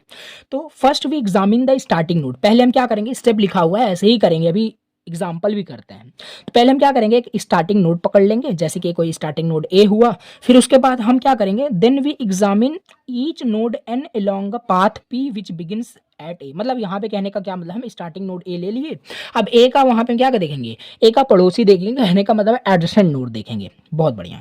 फिर ऐसे करते करते वहाँ पे हम अभी आगे देखेंगे तो समझ में आएगा, बाकी थ्योरी अभी समझ में नहीं आएगी। This algorithm uses a stack instead of Q. ये आपका स्टैक यूज करता है, मैंने आपको पहले ही बता दिया। अब आओ इसका थोड़ा एल्गोरिथम समझ लेते हैं, देन एल्गोरिथम के बाद यहाँ पे क्वेश्चन कर लेंगे, आपका डीएफएस बिल्कुल खत्म हो जाएगा। ठीक है, तो स्टेप 1, पहले स्टेप में क्या होगा, जो पहले बताया वही, start by putting any one of the graph versus on the top of stack. पहले क्या करना पड़ेगा, जैसे आपको ये क्वेश्चन दिया होगा, इसे बोलेगा कि अप्लाई करिए डेप्थ फर्स्ट सर्च एल्गोरिथम और ट्रैवर्स करिए, फिर लास्ट में आंसर भी लिखना पड़ता है। तो मैंने क्या बताया, डीएफएस में आपको स्टैक बनाना पड़ेगा, और स्टैक बनाओगे तो स्टैक की कुछ साइज होती है। स्टैक का साइज हमेशा ध्यान देना, जितने नंबर ऑफ नोड होंगे, जितने नोड होंगे उतने उसकी साइज होगी। जैसे यहाँ पे देखो कितने नोड है, इसमें 8 नोड है, तो 8 इसकी साइज हो जाएगी, कैपेसिटी हो जाएगी। यहाँ पे वही कह रहा है, आपने स्टैक बनाया है, फिर क्या करिए, start by putting any one of the graph vertices on the top of stack. मतलब इसमें से कोई भी एक नोड आप स्टार्ट करिए, कोई भी ले सकते हैं, स्टार्टिंग अगर दिया है तो वही लेना है। मान लेते हैं हम वन से स्टार्ट करते हैं, तो इसे आप क्या करिए, इसे आप इसमें पुश कर देंगे। तो यहाँ पे पहला तो एल्गोरिथम यही बोल रहा था, पहला स्टेप तो यही हमने कर दिया। फिर take the top item of the stack, फिर आप क्या करिए कि जो स्टैक में से पहले तो हम उसमें इंसर्ट करेंगे, पुश करेंगे, कहने का मतलब स्टैक में, फिर हम स्टैक में से उसका टॉप, जो टॉप ऑफ स्टैक होगा उसे हम क्या करेंगे, वहाँ से उसको विजिटेड लिस्ट में डाल देंगे। हमारे पास एक विजिटेड लिस्ट होगा, उसी में हम लिखते रहेंगे क्या क्या हमने विजिट कर लिया, उसमें पुश करते रहेंगे, और यही सेम चीज़ हम रिपीट करेंगे। और create a list of vertices addition node at the ones which are not in the visited list to the top of stack. और इसी काम को हम बार बार रिपीट करते रहेंगे, और जब तक हमारा स्टैक पूरा एम्प्टी नहीं हो जाता। तो मुझे पता है कि एल्गोरिथम अगर आपको समझ में आया तो बहुत बढ़िया, नहीं समझ में आया और इसको एग्जाम्पल से क्लियर कर लेते हैं।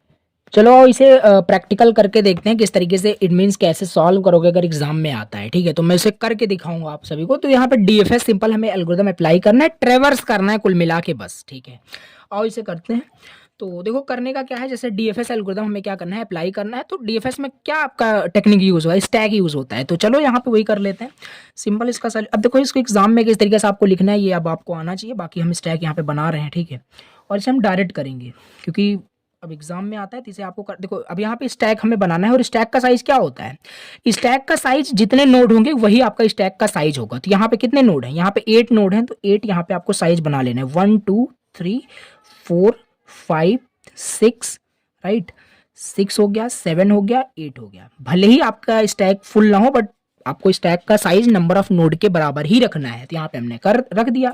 अब आपको स्टार्ट करना है, अब आपको देखो एक आंसर लेके चलना है विजिटेड करके, तभी तो देखोगे ना कि क्या क्या हमने विजिट कर लिया। तो विजिटेड लिस्ट हम यहाँ पे ऐसे लिखते रहेंगे, ठीक है, जो जो हमने विजिट किया हुआ है। अब पहला हमारा कंसेप्ट ये कहता है कि इसमें कैसे हम एल्गोरिथम अप्लाई करेंगे। हम यहाँ पे कोई भी नोड स्टार्ट कर सकते हैं, बट अगर क्वेश्चन में अगर आपको दे दिया कि आपको इसी नोड से स्टार्ट करना है तो वहीं से करना, बट यहाँ पे हमें कुछ नहीं दिया तो हम कहीं से भी कर सकते हैं। हम सपोज करते हैं हमें यहाँ से स्टार्ट करना है, यहाँ से स्टार्ट करेंगे, सबको विजिट करेंगे। तो देखते हैं अब यहाँ पे एल्गोरिथम आपको ये पता होगा ना, जो एल्गोरिथम मैंने आपको बताया था वही सब यही आपका यूज होगा। बाकी मैं ऐसे बता रहा हूँ कैसे करना है। जैसे आपने इसे स्टार्ट किया तो इसे आपने चूज किया, इसे तुरंत आप क्या करोगे, इस स्टैक में क्या करोगे, पुश कर दोगे। हमने इस वन को यहाँ पे पुश कर दिया स्टैक में, और जैसे स्टैक में आपने इसे पुश कर दिया, राइट। अब इसे क्या करोगे, विजिटेड लिस्ट आपका इम्पटी है बिल्कुल। अब इस जो भी एक बार यहाँ से पुश करने के बाद स्टैक में, तो स्टैक का देखना कि टॉप ऑफ स्टैक क्या है, स्टैक पे टॉप आइटम क्या है, टॉप आइटम अभी 1 ही है। तो इसे तुरंत क्या करो, तुरंत इसे यहाँ से पॉप कर लो, ठीक है। Push and pop basic operation है। तो पॉप हमने कर लिया, पॉप करने के बाद 1 यहाँ पे हमने रख दिया, ठीक है, यानी हमारा विजिटेड लिस्ट हो गया, यानी हमने 1 को विजिट कर लिया है। बहुत बढ़िया, और कंफ्यूज मत होना, 1 हमने यहाँ पे कर लिया।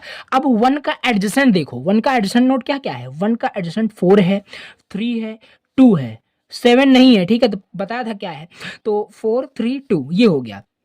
अब देखो इसमें आंसर बिल्कुल आपका चेंज आएगा, बिल्कुल आपका बदल सकता है। अब मान लो आप 4 3 2 यहाँ पे पुश करो, फिर या 2 3 2 4 यहाँ पे पुश करो, तो किसी तरीके से कर सकते हैं, आंसर आपको बिल्कुल चेंज आएगा। तो यहाँ पे मैं इस तरीके से लेके चल रहा हूँ, 2 3 4 2 3 4 इसका एडिशंट है, तो यहाँ पे 2 3 4 हमने ये कर दिया, हमने ये पुश कर दिया। अगर यहीं पे आप क्या किए होते, 4 3 2 किए होते तो आपका आंसर चेंज आता। तो अभी हम इस तरीके से किए हैं, जैसे आपने यहाँ पे सारे एडिशन को क्या किया, पुश कर दिया। अब इसमें टॉप ऑफ स्टैक देखो क्या है, टॉप ऑफ स्टैक इसमें 4 है, तो हम 4 को यहाँ पे क्या करेंगे, विजिटेड लिस्ट में डाल देंगे। 4 यहाँ पे विजिट कर दिया।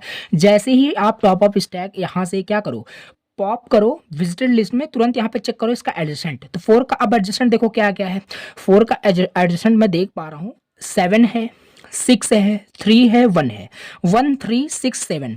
देखो 1 3 6 7, अब इन्हीं सबको क्या करना है, स्टैक में डालना है, बट देखना कि पहले से ना हो, ठीक है, और विजिटेड लिस्ट में नहीं होना चाहिए। जैसे यहाँ पे 1 3 6 7 है, 4 का एडिशन की बात कर रहा हूँ, 1 ऑलरेडी विजिट कर चुका हूँ तो 1 की जरूरत नहीं है। अब देखो 3 6 7 बचा, 3 ऑलरेडी हमारे पास है, ठीक है, तो इसको भी नहीं करेंगे। 6 7 है, तो हम 6 7 को यहाँ पे क्या करेंगे, पुश कर देंगे। तो यहाँ पे देखो हमने चलो यही कर लेते हैं, 6 यहाँ कर दिया, 7 यहाँ कर दिया, पुश कर दिया। अब इतना पुश हो गया, ठीक है। अब यहाँ पे क्या करेंगे, इसका टॉप ऑफ स्टैक देखेंगे, इसका टॉप ऑफ स्टैक 7 है, तो हम यहाँ पे 7 को क्या किए, विजिट कर लिए, यानी 7 को भी हमने यहाँ पे क्या किया, पॉप कर लिया। तो अब 7 को पॉप कर लिया, तब 7 का एडिशन नोड देखना है आपको। 7 का एडिशन नोड आपका है 4 है, 6 है, 4 6 एंड 8, राइट। 4 6 8, 4 हमारा ऑलरेडी विजिट किया हुआ है, 6 ऑलरेडी इसी में है, 8 आपका नहीं है तो 8 को हम यहाँ पे पुश कर देंगे। पुश करने के बाद अब हम क्या करेंगे, इसका टॉप ऑफ स्टैक देखेंगे। इसका टॉप ऑफ स्टैक अगर मैं देख पा रहा हूँ तो 8 है, ठीक है। तो 8 को हम क्या करेंगे, यहाँ पे विजिट लिस्ट में डाल देंगे। तो अभी तक इतना विजिट हो चुका है। 8 को जैसे यहाँ पे हमने विजिट लिस्ट में डाला, अब 8 पे आ जाओ। 8 का एडिशन देखो क्या क्या है। 8 का एडिशन यहाँ पे मैं देख पा रहा हूँ, 8 का एडिशन मैं देख पा रहा हूँ, 5 है, 6 है, 7 है, 5 6 7 है। 5 हमारा नहीं है इसमें, 6 इसमें हमारा पहले से है, 7 भी हमारा विजिट लिस्ट में है। तो हमारे पास क्या नहीं है, हमारे पास 5 नहीं है, ठीक है। तो 5 जो है नहीं है, तो 5 क्या करेंगे हम, 5 यहाँ पे इंसर्ट कर देंगे, मतलब पुश कर देंगे। अब इसमें टॉप ऑफ स्टैक देखो, टॉप ऑफ स्टैक हमारे पास 5 है, 5 को हमने यहाँ पे क्या किया, विजिट कर लिया। 5 को विजिट कर लिया, कंफ्यूज मत हो ना, 5 को विजिट कर लिया, हम यहाँ पे हैं। अब 5 का एडिशन नोट देखो, 5 का एडिशन नोट हमारे पास 8 है, राइट, 6 है, 3 है, 2 है, 2 3 6 8 है, 2 3 6 8 है, 2 3 हमारे पास ऑलरेडी है, 6 भी ऑलरेडी यहाँ पे है, 8 भी हमारे पास ऑलरेडी है, राइट। सारी चीजें देखो, कुछ विजिटेड लिस्ट में है, कुछ यहाँ पे, तो कुछ यहाँ पे ऐड करने के लिए, पुश करने के लिए कुछ है नहीं नया, ठीक है। तो कुछ नहीं करना, आप सिंपल यहाँ पे जो जो बचा हुआ है उसे आप क्या करिए, टॉप ऑफ स्टैक से पॉप करते रहिए। तो हमने 5 को कर ही लिया था, इसको भी कर लिया था, 7, अब 6 बचा हुआ था, 6 को हमने क्या किया, यहाँ पे पॉप कर लिया, और क्या था, 3 को भी हमने यहाँ पे पॉप कर लिया, 2 को भी हमने यहाँ पे पॉप कर लिया, एंड 1 ऑलरेडी हो गया। तो ये रहा आपका आंसर, ठीक है। यही है आपका फाइनल आंसर जो एग्जाम में आपसे पूछ रहा है कि मतलब इसको ट्रेवर्स करके आप आंसर दीजिए। तो 1 4 7 8 5 6 3, और ये बिल्कुल ऐसा नहीं है कि पूरा यूनिक है, हमेशा यही आएगा, ऐसा नहीं है। जैसे हमने 2 3 4 पहले यहाँ पे स्टार्टिंग में किया था, आप 4 3 2 करोगे तो आपका चेंज आएगा, तो ये बिल्कुल वेरी कर सकता है। तो ये रहा आपका किस तरीके से देखो डीएफएस एल्गोरिथम आपका काम कर रहा है। और अगर देखोगे यहाँ पे वही सेम आंसर यहाँ पे आ रहा है। अब आपको क्या करना है, इस वाले क्वेश्चन को प्रैक्टिस करना, और बहुत बार ये क्वेश्चन पूछा जा चुका है एग्जाम में, मे बी एग्जाम में आपको मिल जाए, एज इट इज क्वेश्चन की बात कर रहा हूँ। तो ये क्वेश्चन आपको बिल्कुल पॉज करिए, और नोट तो आपके पास रहेगा, इससे प्रैक्टिस करना, इसका आंसर भी आपको नोट्स में मिल जाएगा। देखो अब हमारे पास यहाँ पे दूसरा ट्रेवर्सिंग जो एल्गोरिथम है, जो कि है ब्रेथ फर्स्ट सर्च, बीएफएस बोलते हैं, ठीक है। हमने डीएफएस देख लिया, डीएफएस में क्या था, डेप्थ फर्स्ट सर्च में हम उसमें स्टैक का कंसेप्ट यूज करते थे, बट इसमें अभी आपका क्या यूज होगा, इसमें क्यू यूज होगा, पहले ही बताया था। तो इसमें क्या है, general idea behind BFS beginning at a starting node A is as follows. ये चीज हम करेंगे, first we examine the starting node, हमें कोई स्टार्टिंग नोड लेंगे या क्वेश्चन में दिया रहेगा, then we examine all the neighbours of A, मतलब वही एडिशन नोड को हम देखेंगे और रिपीट करते रहेंगे, we need to keep track. तो ये सारी चीजें भी देखो समझ में आएगा क्या है, बाकी नोट्स रहेगा, रीड कर लेना। एल्गोरिथम आओ देख लेते हैं क्या एल्गोरिथम क्या कह रहा है। तो स्टेप 1 में क्या है, start by putting any one of the graph vertices at the back of a Q, ठीक है। Start by putting any one of the graph vertices, आपको ग्राफ दिया रहेगा, उसमें से कोई भी स्टार्टिंग वर्टेक्स को लेना है, एग्जाम में जो दिया उसे ले सकते हो, या कुछ भी रैंडमली उसे ले करके क्या करोगे, क्यू में इंसर्ट करोगे। क्यू में जब आप उसे इंसर्ट करते हो, पुश करते हो, तो इंसर्शन किस साइड से होता है, रियर साइड से होता है, ठीक है।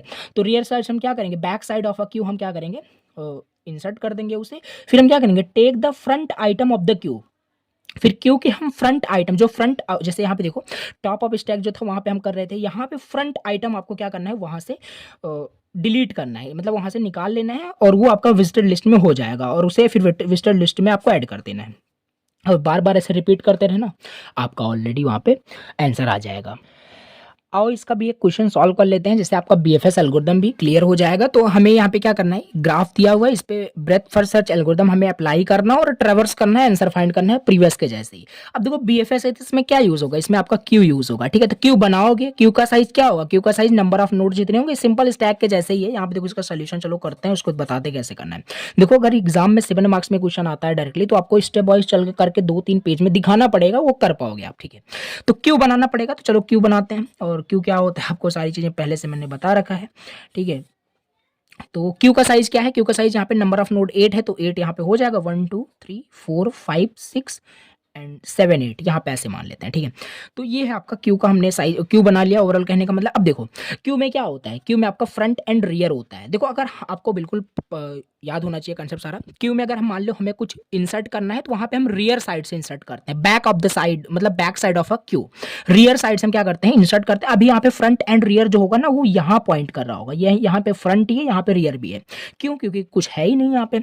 अब आओ स्टार्ट करते हैं। यहाँ पे स्टार्टिंग नोड हमें देखो कुछ भी नहीं दिया है, तो हम स्टार्टिंग नोड फिर से हम एज्यूम करके चलते हैं 1 है यहाँ पे है, ठीक है।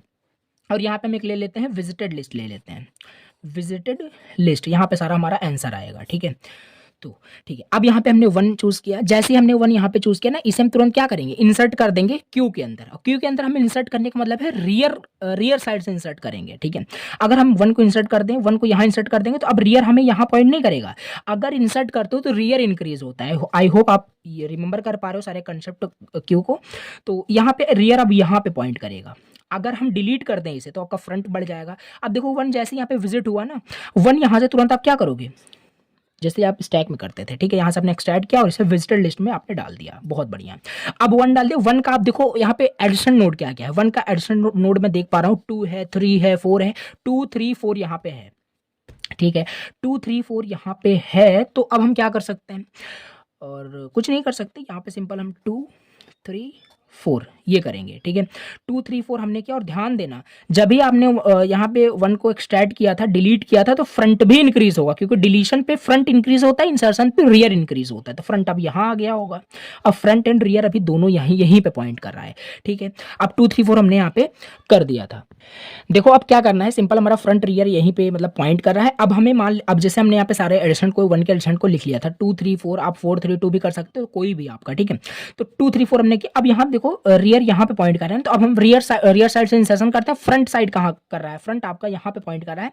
तो 2 को हम क्या करेंगे, बिल्कुल यहाँ पे एक्सट्रैक्ट कर लेंगे, डिलीट कर लेंगे। जैसे हमने डिलीट किया, डिलीट करने के बाद क्या होता है, जैसे डिलीट किया ना, तुरंत क्या होगा कि फ्रंट आपका ये पॉइंट करे। और यहाँ पे ध्यान दो, जब हमने यहाँ पे सारे इंसर्ट कर दिए थे तो रियर आपका कहाँ, यहीं यहाँ कहीं आपका क्या कर रहा होगा कि पॉइंट कर रहा होगा। आई होप आप समझ पा रहे हो, ठीक है। फ्रंट अभी आपका यहाँ पॉइंट कर रहा है after deleting 2 and after inserting 4 आपका यहाँ पॉइंट करेगा, ठीक है। अब 2 हमने यहाँ पे एक्सट्रैक्ट कर लिया, 2 डिलीट कर लिया। तो 2 का एडिशन नोड आओ, देखो क्या क्या है। 2 का एडिशन नोड आपका 1 है, 3 है, सॉरी 1 3 एंड 5, 1 3 5। 1 ऑलरेडी विजिटेड है, 3 ऑलरेडी इसमें है, 5 है, ठीक है। तो रियर साइड से हम इंसर्शन करेंगे तो यहाँ हो जाएगा और आपका रियर अब यहाँ पॉइंट करेगा। अच्छा, अब आओ फिर से इसको क्या करोगे, इसमें आपने कर लिया 2 का, देख लिया सारे एडिशन नोड को इंसर्ट कर लिया। अब यहाँ पे फिर से क्या करोगे, फ्रंट साइड से डिलीट करोगे तो 3 अब डिलीट करोगे। 3 हमने डिलीट किया, 3 यहाँ पे आ गया हमारे पास, फ्रंट इंक्रीज होगा, फ्रंट यहाँ पे आ गया, ठीक है। अब 3 आपने एक्सट्रैक्ट कर लिया। अब 3 का एडिशन देखो, 3 का एडिशन हम देख पा रहे हैं, 3 का हमारे पास है 2 है, ओके, 2 1 4 6, 2 1 4 6, 2 1 4 6, 2 ऑलरेडी विजिटेड में है, 1 ऑलरेडी विजिटेड में है, 4 ऑलरेडी क्यू के अंदर है, 6 नहीं है, 6 को हम यहाँ पे इंसर्ट कर देंगे, रियर को बढ़ा देंगे, ठीक है। एक में ही नहीं करना है, मैं बता रहा हूँ आपको, अलग अलग करके दिखाना है, 7 मार्क्स में आता है। इतना हमने कर दिया, हमने 3 को एक्सट्रैक्ट किया और सारे उसके जो एडिशन नोड थे वो इंसर्ट कर दिया। अब हमें क्या करना पड़ेगा, फिर से वहाँ पे फ्रंट साइड से डिलीट करना पड़ेगा। तो हम यहाँ पे इसे डिलीट करेंगे, फ्रंट यहाँ पे पॉइंट कर रहा है ना, तो 4 को डिलीट कर लेंगे। 4 को डिलीट कर लिया, फ्रंट हमारा इंक्रीज होगा, फ्रंट अभी यहाँ पॉइंट कर रहा होगा। 4 को डिलीट किया ना, तो 4 का एडिशन नोड देखो, 4 का एडिशन नोड देखो, 1 है, 3 है, 6 है, 7, 1 3 6 7, 1 3 6 7, 1 3 6 7, 1 ऑलरेडी यहाँ है, 3 ऑलरेडी यहाँ है, 6 ऑलरेडी यहाँ है, 7 नहीं है, तो 7 को आओ इंसर्ट करते हैं। और इंसर्ट करोगे रियर साइड से तो 7 यहाँ आ गया, रियर यहाँ कहीं पॉइंट कर रहा होगा। अच्छा, अब यहाँ पे क्या करोगे, फ्रंट आपका क्या है, फ्रंट आपका 5 है, तो 5 को यहाँ पे हमने क्या किया, डिलीट कर दिया। जैसे ही डिलीट करोगे फ्रंट आपका इंक्रीज हो जाएगा। 5 आपने डिलीट किया ना, तो 5 का एडिशन नोड देखो, 5 का एडिशन नोड आपका है 2 है, 6 है, 8 है, 2 ऑलरेडी यहाँ है, 6 ऑलरेडी यहाँ है, 8 नहीं है, 8 को हम यहाँ पे इंसर्ट करेंगे, रियर आपका यहाँ पॉइंट करेगा। अच्छा, अब हम क्या करेंगे, अब हमारे पास क्या है, 5 का हमने कर लिया था, अब फ्रंट साइड हमारा यहाँ पॉइंट कर रहा है, तो 6 हम यहाँ पे क्या करेंगे, डिलीट कर लेंगे। 6 डिलीट किया, 6 का यहाँ पे देखो एडिशन नोड क्या क्या है, 6 का हमारे पास है, मैं देख पा रहा हूँ 7 4 3 5, 7 4 3 5, 7 4 3 5, सारे हमारे यहाँ पे क्यू में कुछ है, क्यू यहाँ पे और होगा भी क्यों नहीं, क्योंकि हमारा यहाँ पे क्यू फुल हो चुका है, आगे कुछ आएगा ही नहीं, क्योंकि हमने सारे विजिट और सारे क्यू के अंदर हैं। अब हमें कुछ नहीं करना है, फ्रंट आपको फ्रंट इसे पॉइंट कर रहा होगा, तो हम 7 को यहाँ पे विजिट कर लेंगे, फ्रंट फिर इंक्रीज हो जाएगा, 8 को हम विजिट कर लेंगे। अभी फ्रंट एंड रियर हमारे लास्ट इंडेक्स को विजिट करें नहीं, हमने सारे यहाँ पे जो वर्टेक्स थे विजिट कर लिए, तो ये हमारे एक आंसर आ गया। अब क्या ये यूनिक आंसर है, बिल्कुल भी नहीं। अब जैसे हमने 2 3 4 यहाँ पे किया था, आप 4 3 2 करो, तो आपका ये यूनिक आंसर नहीं, बट हाँ वन ऑफ द आंसर आपका ये करेक्ट आंसर है, बिल्कुल आंसर सही है। तो ये आपका हो गया किस तरीके से हमने ब्रेथ फर्स्ट सर्च एल्गोरिथम हमने अप्लाई किया और आंसर हमारे पास यहाँ पे अगला टॉपिक दिया हुआ है मिनिमम स्पैनिंग ट्री। क्या होता है मिनिमम स्पैनिंग ट्री, ये हम समझते हैं। पहले तो समझेंगे स्पैनिंग ट्री क्या होता है, फिर मिनिमम स्पैनिंग ट्री क्या होता है। इससे मिनिमम स्पैनिंग ट्री निकालने के काफी सारे एल्गोरिदम होते हैं, प्रिज्म एल्गोरिदम होता है, क्रुस्कल एल्गोरिदम होता है, सब कुछ डिस्कस करेंगे, ठीक है। तो आओ यहाँ पे समझते हैं मिनिमम स्पैनिंग ट्री। सबसे पहले समझते हैं स्पैनिंग ट्री का मतलब क्या होता है। अच्छा, a spanning tree is a subset of graph, ये सब आपको पता ही है, set of vertices, set of edges which has all vertices covered with minimum number of edges. देखो स्पैनिंग ट्री क्या होता है, स्पैनिंग ट्री भी आपका एक ग्राफ ही होता है, ठीक है। क्या होता है, एक सबसेट होता है ग्राफ का। इसमें क्या होता है कि हम सारे वर्टेक्स को, मान लो हमारे पास यहाँ पे मान लेते हैं हमारे पास 4 वर्टेक्स हैं, ठीक है। हम कैसे चारों वर्टेक्स को हम कवर कर लें but minimum number of edges रहे। अब ऐसा भी हो सकता है 1 2 3 4, मैक्सिमम एज कितना है 1 2 3 4, 4 एज है। क्या 4 एज के सिवाय भी हम क्या कर सकते हैं, सारे एजेस को कवर कर सकते हैं? बिल्कुल कर सकते हैं। देखो इस तरीके से 1 2 3, चारों एजेस आपके कवर हो गए कि नहीं? हाँ हो गए। बट यहाँ पे अभी देखो एज कितना है 1 2 3, 3 ही एज है। तो यही स्पैनिंग ट्री, मतलब अब एक कंसेप्ट बता रहा हूँ कि स्पैनिंग ट्री का मतलब क्या होता है। तो यहाँ पे वही है, spanning tree is a subset of graph which has all vertices covered with minimum number of edges वहां पे होने चाहिए। जैसे यहाँ पे देखो ये आपका एक ग्राफ दिया हुआ है, ये क्या है, ये ग्राफ है क्योंकि साइकिल बन रहा है ए बी सी, 3 यहाँ पे आपके वर्टेक्स हैं। अब इसी के हमें स्पैनिंग ट्री बनानी है। अभी देखो इसकी प्रॉपर्टीज भी हम देखेंगे, इसका शॉर्ट ट्रिक भी होता है कैसे निकालेंगे। तो इसका स्पैनिंग ट्री कैसे बनेगा, स्पैनिंग ट्री मतलब कि तीनों वर्टेक्स को हम टच भी कर लें, आई मीन टू से कि तीनों वर्टेक्स को हम कवर भी कर लें, मिनिमम नंबर ऑफ एज होना चाहिए। तो यहाँ पे देखो इस तरीके से हो जाएगा आपका, राइट, तीनों कवर हो गया। एक तो आपका इस तरीके से भी हो जाएगा, तीनों कवर हो जाएगा, तीनों वर्टेक्स कवर हो जाएंगे। इस तरीके से भी हो जाएगा, तीनों वर्टेक्स कवर हो जाएंगे, राइट। अच्छा, अब इसके अलावा क्या कोई पॉसिबल वे हो सकता है तीनों को कवर करने का? नहीं, यही पॉसिबल था, ठीक है। अब यहाँ पे थोड़ा सा चलो इसकी प्रॉपर्टीज देख लेते हैं, जिससे और अच्छे से क्लियर हो पाएगा। तो प्रॉपर्टीज यहाँ पे 4 प्रॉपर्टीज है, बहुत most important. Spanning tree having n-1 edges. तो पहला प्रॉपर्टी यहाँ पे हमारे पास दिया है, spanning tree having n-1 edges. जैसे n-1 एजेस आपके पास होंगे, इसको पहले प्रूफ कराता हूँ ये कहने का क्या मतलब है। जैसे यहाँ पे देखो कितने एज है, यहाँ पे 3 एज है। तो अगर इसका स्पैनिंग ट्री बनाओगे ना, तो उस स्पैनिंग ट्री में कितने एज होंगे, n-1। अगर n की वैल्यू 3 है तो n-1 यानी 2 होंगे, 2 ही वहां पे एजेस होंगे स्पैनिंग ट्री में। हाँ बिल्कुल, मैं देख पा रहा हूँ यहाँ पे 1 2 1 2, 2 ही यहाँ पे मैक्सिमम आपके एजेस हैं। तो दिस इज हाउ पहला प्रॉपर्टी सेटिस्फाई आई होप हुआ है। दूसरा बोल रहा है इफ ग्राफ इज कंप्लीट। अगर आपका ग्राफ जो है, देखो ये सब आपको याद रखना पड़ेगा, अगर ग्राफ आपका कंप्लीट ग्राफ है देन आप ये फॉर्मूला यूज कर लेना, n की पावर n-2 स्पैनिंग ट्री बनेगा।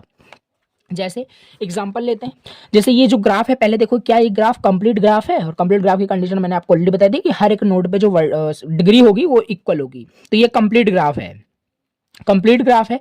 तो इसका हम शॉर्ट ट्रिक भी निकाल सकते हैं, कैसे डायरेक्ट कितने स्पैनिंग ट्री इस ग्राफ से बनाए सकते हैं। n की पावर n-2, तो n क्या है, n की वैल्यू 3 है, और n मतलब नंबर ऑफ नोड कितने हैं, तो 3, एंड यहाँ पे 3-2 करोगे तो कितना होगा, यहाँ पे 3 ही होगा। तो 3 स्पैनिंग ट्री बनाए जा सकते हैं इस ग्राफ के, तो 3 तो बन रहे हैं यहाँ पे देखो 1 2 3।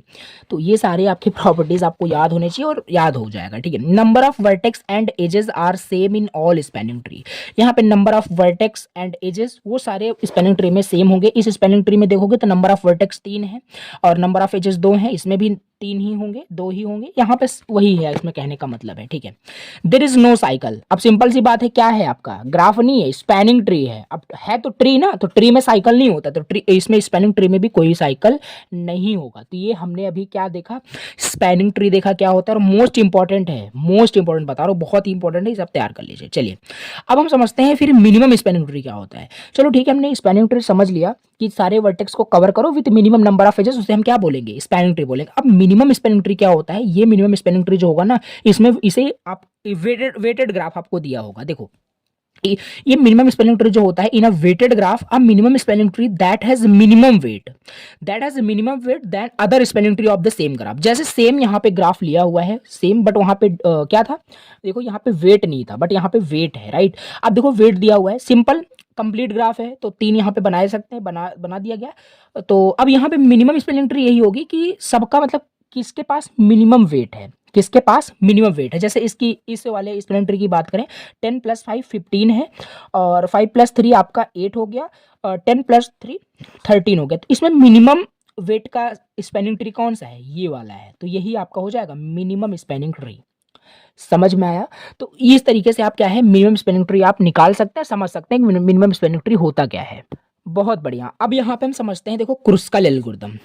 मिनिमम स्पेलिंग ट्री अगर क्लियर हुआ है, अब ये जितने भी एल्गोरिदम हम पढ़ने जा रहे हैं ना, अभी क्रुस्कल एल्गोरिदम हम पढ़ रहे हैं, फिर प्रिज्म एल्गोरिदम पढ़ेंगे, ये सारे एल्गोरिदम यूज होते हैं minimum spelling tree find out करने के लिए। अच्छा, क्रुस्कल एल्गोरिदम क्या है? Kruskal algorithm is one of the algorithm that is use to find a minimum spelling tree. वही यहाँ पे लिखा होगा, देखो मिनिमम स्पेलिंग ट्री फाइंड करने के लिए हम यूज करते हैं, तो ये सारी चीजें देखना।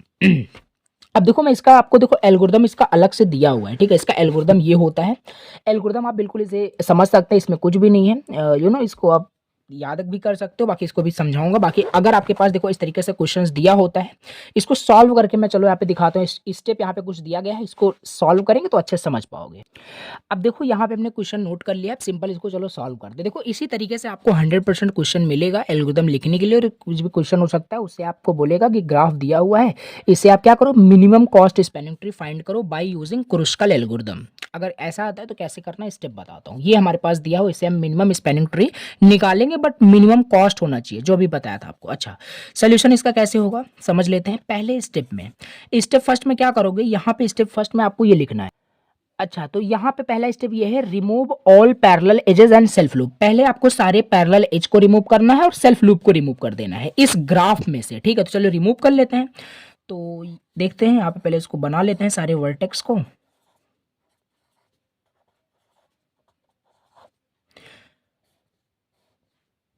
देखिए ये हमने यहाँ पे कर लिया। यहाँ पे हमें क्या करना है, सारे पैरेलल एज को सेल्फ, तो आप पहचानोगे पहले क्या है पैरेलल, और सारी चीज मैंने आपको बता रखी है। तो देखो सेल्फ लूप आपका ये है जो आ रहा है, और ये पैरेलल एज है, राइट। ये पैरेलल एज है तो हटा सकते हैं, सिंपल। ये देखो, तो without parallel edges and without parallel edges and without self loop आपको ये सारा ग्राफ बनाना है। तो वही सेम चीज यहाँ पे हम कर रहे हैं। देखो यहाँ पे हमने सेल्फ लूप भी हटा दिया, पैरेलल एज भी हटा दिया, बाकी जो जैसा है सिंपल एज इट इज आपको कॉपी कर देना है। तो ये चीज़ हमारा हो गया कंप्लीट, ठीक है। तो ये हमने किया, पहला स्टेप अभी कंप्लीट हुआ है, अभी नहीं। तो दूसरे स्टेप में अगर मान लेते हैं, अभी क्वेश्चन में अगर आपको पैरेलल न दिया होता, सेल्फ लूप न दिया होता, तो हम स्टेटमेंट लिख देते कि here in this graph there is no parallel and no self loop, then आप ऐसे लिख सकते हो, ठीक है। बट था यहाँ पे हमने रिमूव कर दिया और एक ग्राफ फिर से बनाया। अब हमारा नया ग्राफ ये है, अब इस पर काम करना है। दूसरा स्टेप क्या लिखना पड़ेगा, दूसरा स्टेप आपका यहाँ पे है सॉर्ट द एजेस। देखो आपको क्या करना पड़ेगा, सारे एजेस को sort the edges in non decreasing order, right, in non decreasing order. समझाता हूँ, देखो नॉन डिक्रीजिंग का मतलब सिंपल है कि इंक्रीजिंग ऑर्डर में ये बोल रहा है आपसे, ठीक है। इंक्रीजिंग ऑर्डर में क्या करिए, सारे एजेस को सॉर्ट करना है। जितने भी एजेस आपको दिख रहे हैं ना, इनको आपको क्या करना है, इंक्रीजिंग ऑर्डर में सॉर्ट करना है। तो कैसे करोगे, तो इसमें आपको एक टेबल बना लेना है। देखो एग्जाम में ना जैसे भी आप चाहो ऐसे कर सकते हो, बाकी स्टेप बता रहा हूँ ऐसे ही आपको बिल्कुल करना है।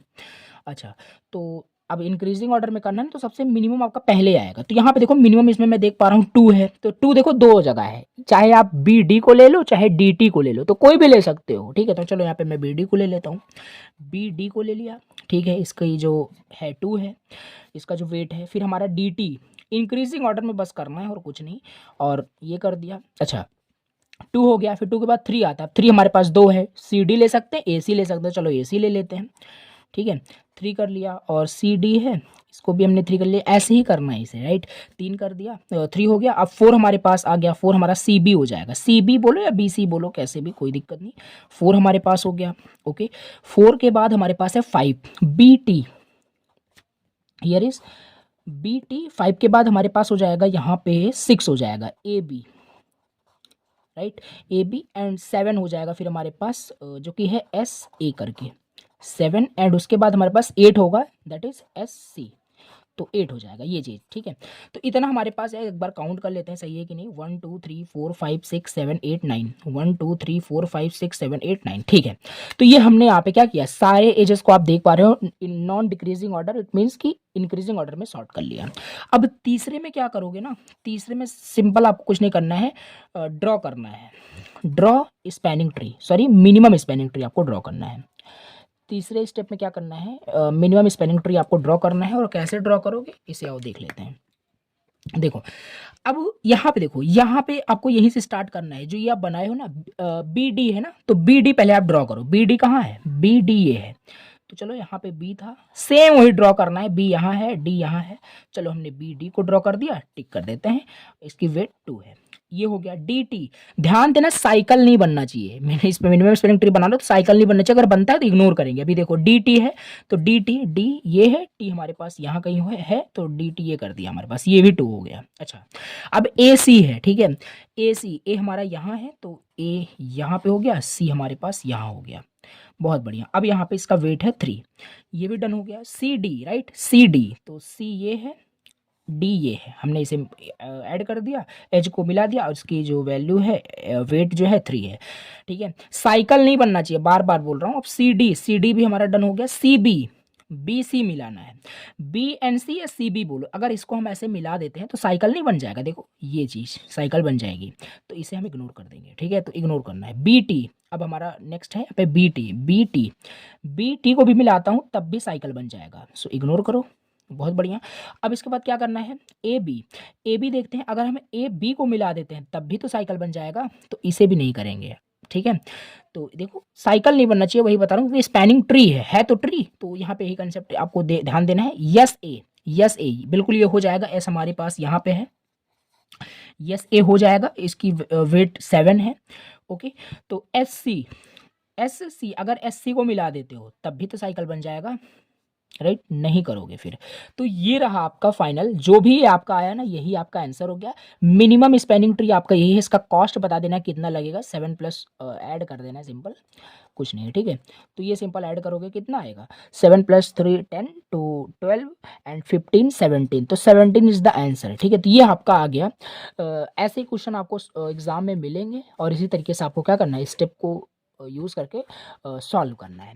और रही बात, आप बोलोगे एल्गोरिदम, जैसे एल्गोरिदम भी लिखने को एग्जाम में आ सकता है, तो एल्गोरिदम आपको ये वाला लिखना है, ठीक है। देखो जो आपने किया ना स्टेप मैंने बताया, अगर विदाउट एल्गोरिदम पूछता है, एग्जांपल देता है, उसको सॉल्व करना है तो करना इसी तरीके से, अदरवाइज इससे बहुत कंफ्यूज हो जाओगे। अब इसमें देखो क्या दिया, वही सब लिखा हुआ है। एक आपका सेट लिया गया, ए फाइल लिया गया और हर एक वर्टेक्स को चेक किया गया, डू मेक सेट, तो ये वही कर रहा है, सारे एज को वो रिमूव करेगा, फिर नॉन डिक्रीजिंग ऑर्डर में करो। कुल मिला के आप इसे याद भी कर सकते हो, बहुत बड़ा एल्गोरिदम नहीं है, ठीक है। बाकी आप इसे चाहें तो समझ भी सकते हैं। तो इस तरीके से कुल मिला के मैंने बताया कि अगर क्रुशिकल एल्गोरिदम दिया होता है कैसे आप मिनिमम स्पैनिंग ट्री फाइंड करेंगे। अभी यहाँ पे देखो एक दूसरा क्वेश्चन मैं आपको दे रहा हूँ, ये क्वेश्चन करना आपको प्रैक्टिस है, सेम उसी स्टेप को फॉलो करके जिस तरीके से मैंने बताया। इसका आंसर आप देख लीजिए जो है 37 आ रहा है, राइट। और इसकी टाइम कॉम्प्लेक्सिटी जो होती है क्रुशिकल एल्गोरिथम की, big O of n log n बोलो या big O of e log v बोलो, इसकी टाइम कॉम्प्लेक्सिटी भी आपको याद रखनी है। इसे आपको प्रैक्टिस करना है खुद से, राइट, क्योंकि बहुत इंपॉर्टेंट क्वेश्चन है, बार बार एग्जाम में ही एज इट इज क्वेश्चन आपको मिल सकता है, तो इसे प्रैक्टिस कर लेना। अब नेक्स्ट एल्गोरिथम हम देखते हैं। अभी हमारे पास यहाँ पे नेक्स्ट जो एल्गोरिथम है that is Prim's algorithm, sorry prism बोल दिया, Prim's algorithm, right. Prim's algorithm क्या होता है इसे समझते हैं। तो यहाँ पे क्या है, Prim's algorithm treats the node as a single tree and keeps on adding new node to spanning tree. देखो कुछ नहीं है, स्पैनिंग ट्री फाइंड करने का ये भी वन ऑफ द एक एल्गोरिथम है जिसको यूज करके हम क्या करते हैं, minimum cost spanning tree find out करते हैं। अब ये जो लिखा है, एक नोड को as a single tree treat करता है, फिर ऐड करता रहता है और आपका मिनिमम स्पैनिंग ट्री फाइंड हो जाता है। इसको बताता हूँ, एग्जाम्पल से बताता हूँ, समझ में आपको आएगा। देखो इसका भी एल्गोरिथम है, आगे भी हम देखेंगे। तो इसमें भी कुछ स्टेप है, चलो इस क्वेश्चन को नोट कर लेते हैं फिर इसको सॉल्व करते हैं। तो देखो सिंपल इस तरीके से क्वेश्चन आपको मिलेगा। तो अब हम प्रिम्स एल्गोरिथम समझते हैं कि कैसे हम प्रिम्स एल्गोरिथम का यूज़ करके कैसे इस minimum cost spanning tree find करेंगे। तो हमारे पास देखो ये क्वेश्चन दिया हुआ है, इसका हमें क्या करना है, minimum cost spanning tree find out करना है। अगेन इसमें भी कुछ स्टेप होता होगा लाइक क्रुशिकल की तरह ही, तो इसको भी चलो यहाँ पे समझते हैं कैसे इसको सॉल्व करना पड़ेगा। अच्छा तो यहाँ पे देखो हम क्या करते हैं, सिंपल यहाँ पे वही स्टेप फिर से करना पड़ेगा। पहला स्टेप आपका क्या होगा, रिमूव करो, remove all parallel edges and self loop, पहला स्टेप, ठीक है। तो इसमें पहला स्टेप वही सेम है, इसमें सारा देखो पैरेलल एज कौन सा है उसको रिमूव कर दो, सेल्फ लूप जो भी है उसे रिमूव कर दो। नहीं होता है, क्वेश्चन में है ही नहीं पैरेलल एज सेल्फ लूप तो मत करो, बट स्टेटमेंट लिख दो अच्छा सा कि क्वेश्चन में दिया नहीं है तो नहीं करेंगे। तो यहाँ पे हम करेंगे क्योंकि क्वेश्चन में दिया हुआ है, राइट। तो चलो इसे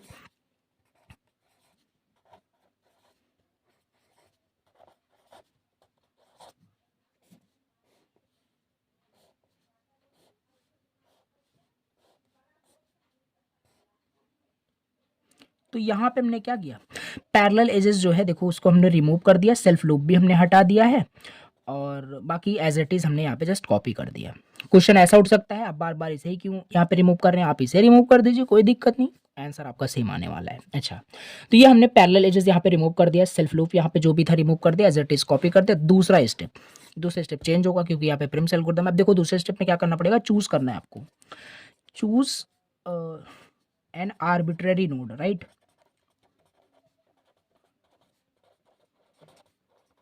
एज रूट नोड। ये क्या बोल दिया क्वेश्चन में, यहाँ पे डेफिनेशन वही लिखा था कि हम किसी एक नोड को एज आर्बिट्री नोड चूज करते हैं और उससे हम ड्रॉ करना स्टार्ट करते हैं। नहीं समझ में आया, स्टेप यही है, चूज करना एक आर्बिट्री नोड को, किसी भी नोड को, मतलब कि स्टार्टिंग नोड आपको चूज करना है, रूट नोड ऐसा चूज कर लेना। सपोज करो क्वेश्चन में अगर दिया होता है तो उसी को हम करते, बट यहाँ पे नहीं दिया था, हम एस को as arbitrary node root node लेके चलेंगे।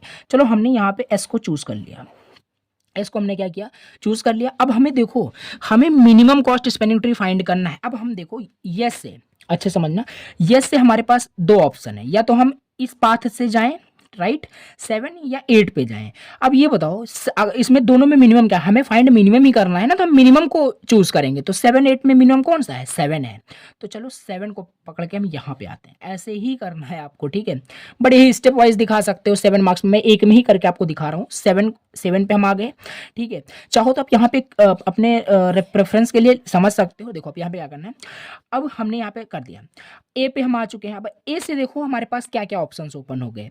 ए से हमारे पास है 3 है, मतलब ये है 3, 6 एंड 8, ठीक है। ये पहले वाला भी लेके चलना है क्योंकि हमने 7 को चूज किया था, राइट, हम इसे छोड़ दिए थे, तो 8 भी अभी हमारे पास है। अब हम ए से कहाँ कहाँ जा सकते हैं, ए से हम 6 पे जा सकते हैं, 3 पे जा सकते हैं, और 8 पे भी हम वहाँ एस से जा सकते हैं क्योंकि हमने उसे छोड़ दिया था। अच्छा, अब 3 8 6 इनमें मिनिमम कौन सा है, बिल्कुल 3 मिनिमम है, तो 3 को पकड़ो, यहाँ पे आपको 3 को चूज करना है, सी आपका ये आंसर हो जाएगा। अभी आंसर नहीं, मतलब आपका इतना हो गया, ठीक है। अब हम सी पे आ चुके हैं, ठीक है, सी पे आ चुके हैं। अब ध्यान समझो, यहाँ पे सी पे आ चुके हैं, अभी हमारे पास 6 है क्योंकि ए से वहाँ पे छूटा था, ठीक है। तो ए हमारे पास अभी 6 हमारे पास है और पीछे वाला 8 हमारे पास है, 6 8 एंड ये नया मिल गया सी से 3।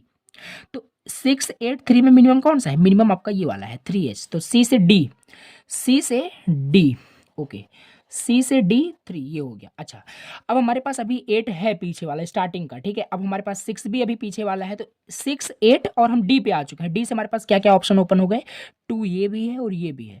तो 8 6 2 2 इनमें से मिनिमम कौन सा है, 2 मिनिमम है, चाहे हम ये वाला लें चाहे ये वाला लें। चलो कौन सा ले लें, तो बी डी को ले लेते हैं, कोई दिक्कत नहीं, आप कुछ भी यहाँ पे चूज कर सकते हैं। तो बी डी को हमने ले लिया, 2 कर दिया। अच्छा, हमने 2 को कर दिया। अब बताओ यहाँ पे हमारे पास पहले 6 था, यहाँ पे इसीलिए मैंने बोल दिया यहाँ पे राइट भी कर सकते हैं। हमारे पास 6 था, 8 था, ठीक है, 6 8 है और हमारे पास यहाँ पे था, तो हमने, हमारे पास अभी 2 भी है।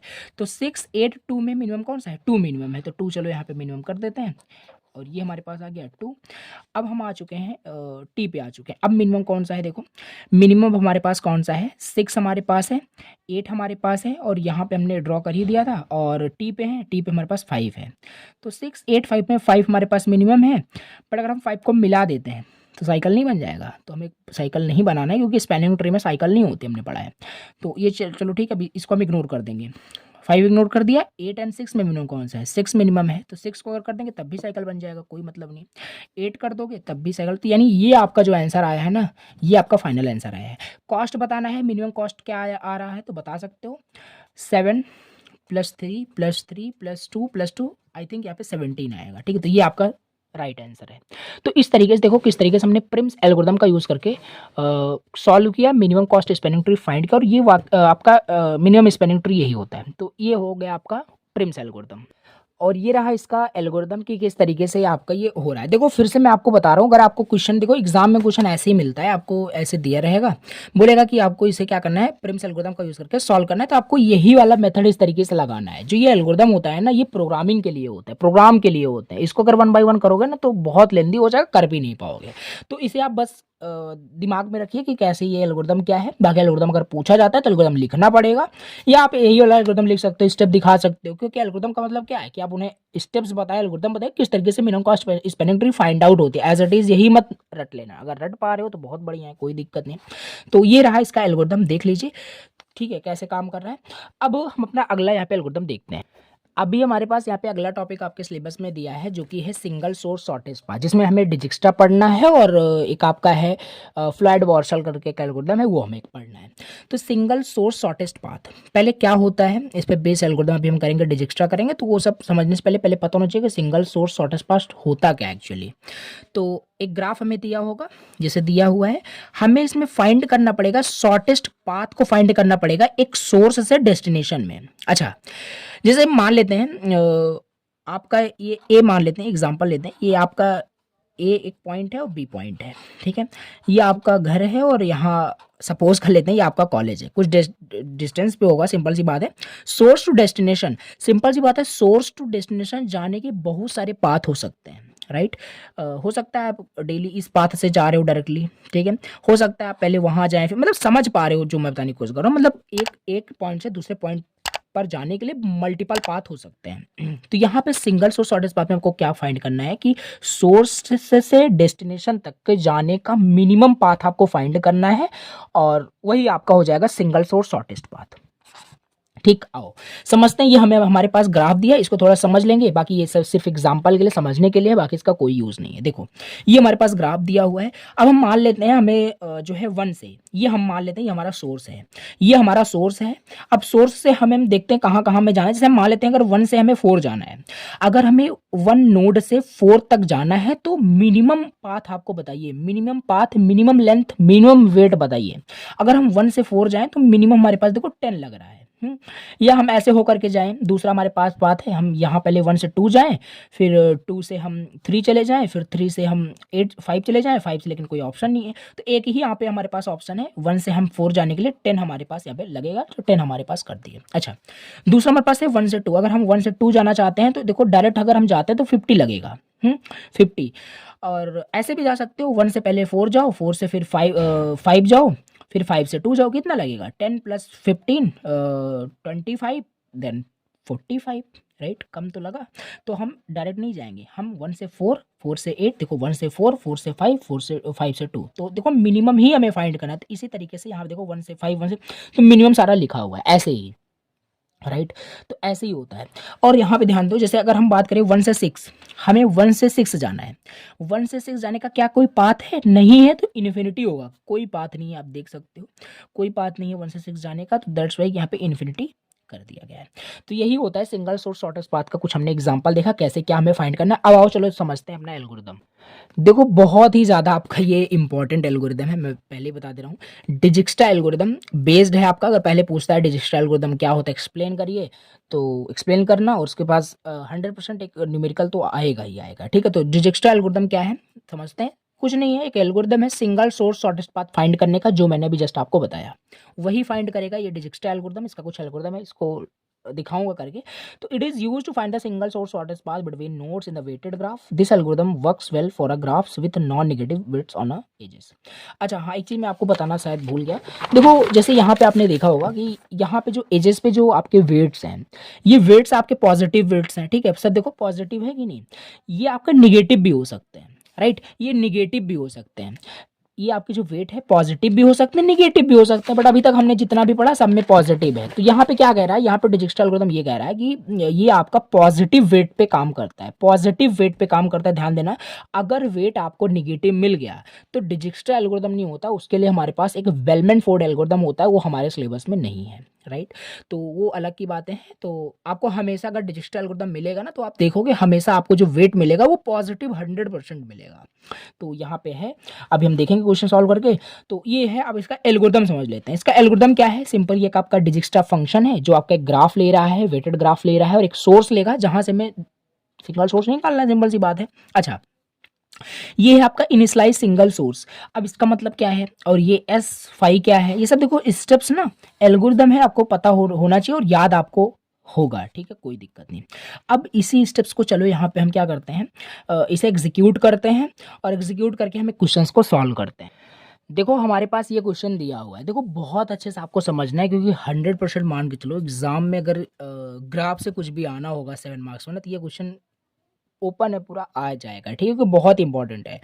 अच्छा, अब इसमें क्वेश्चन किस तरीके से आएगा, फाइंड करिए single source shortest path using Dijkstra algorithm. अगर ये नहीं भी देता है ना कि डिजिक्स्ट्रा एल्गोरिथम का यूज करके मत फाइंड करो, लेकिन अगर आपको बोल दिया कि इस ग्राफ का क्या करना है, single source shortest path find करना है, तो single source shortest path find करने के लिए आपको सिलेबस में दिया क्या है, डिजिक्स्ट्रा तो दिया है, तो कंफ्यूज करने के लिए ऐसा हो सकता है, तो ये आपको मिलेगा। चलो, डिजिक्स्ट्रा एल्गोरिथम को यूज करके हमें क्या करना है, single source shortest path find करना है। ओके, तो अब देखो ये हमारे पास ग्राफ दिया हुआ है, तो अब यहाँ पे ध्यान देना, पहली चीज आपको अगर वही जो बताया, जो थ्योरम बताया कि डिजिटल एल्गोरिथम आपका क्या करेगा, पॉजिटिव वेट पे काम करेगा, सारे वेट यहाँ पे पॉजिटिव दिख रहे हैं, एक भी नेगेटिव वेट दिखेगा ही नहीं, राइट, क्योंकि सॉल्व उसी से होगा।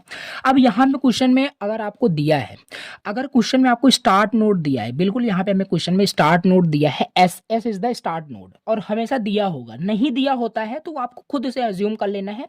तो यहाँ पे दिया है स्टार्टिंग नोड आपका एस है, तो हम एस हमारा स्टार्टिंग नोड है। अब देखो सॉल्यूशन देखो इसका बहुत ही इंपॉर्टेंट है, कंफ्यूजिंग भी बहुत ज्यादा है। अच्छा, ये कर दिया, अब स्टार्टिंग नोड हमारे पास ऐसे है, तो पहला स्टेप आपको क्या करना है, अब देखो यहाँ पे कोई भी स्टेटमेंट कैसे भी करके आपको लिखो, मैं स्टेप बता रहा हूँ, ऐसे ही करना होता है, बाकी कर पाओगे कोई दिक्कत नहीं।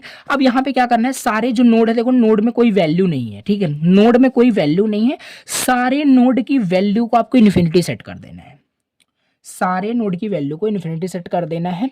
अब इन्फिनिटी क्यों मैं बोल रहा हूँ, स्टेप है क्योंकि एल्गोरिथम जो यहाँ पे आप देख रहे हो जो लिखा है, इसी के एल्गोरिथम को यूज करके मैं बता रहा हूँ, सारे नोड को क्या करना है, इन्फिनिटी सेट कर देना है, एक्सेप्ट खाली स्टार्टिंग नोड। स्टार्टिंग नोड क्या दिया, स्टार्टिंग नोड एस दिया है, तो इसे आप जीरो कर देना, ठीक है। देखो एक बार चलो करके दिखाते हैं आपको, सॉरी ये आपका एस है, सेम बना लेते हैं, ठीक है, कंफ्यूज ना हो, जिससे मैं करके आपको दिखाता हूँ।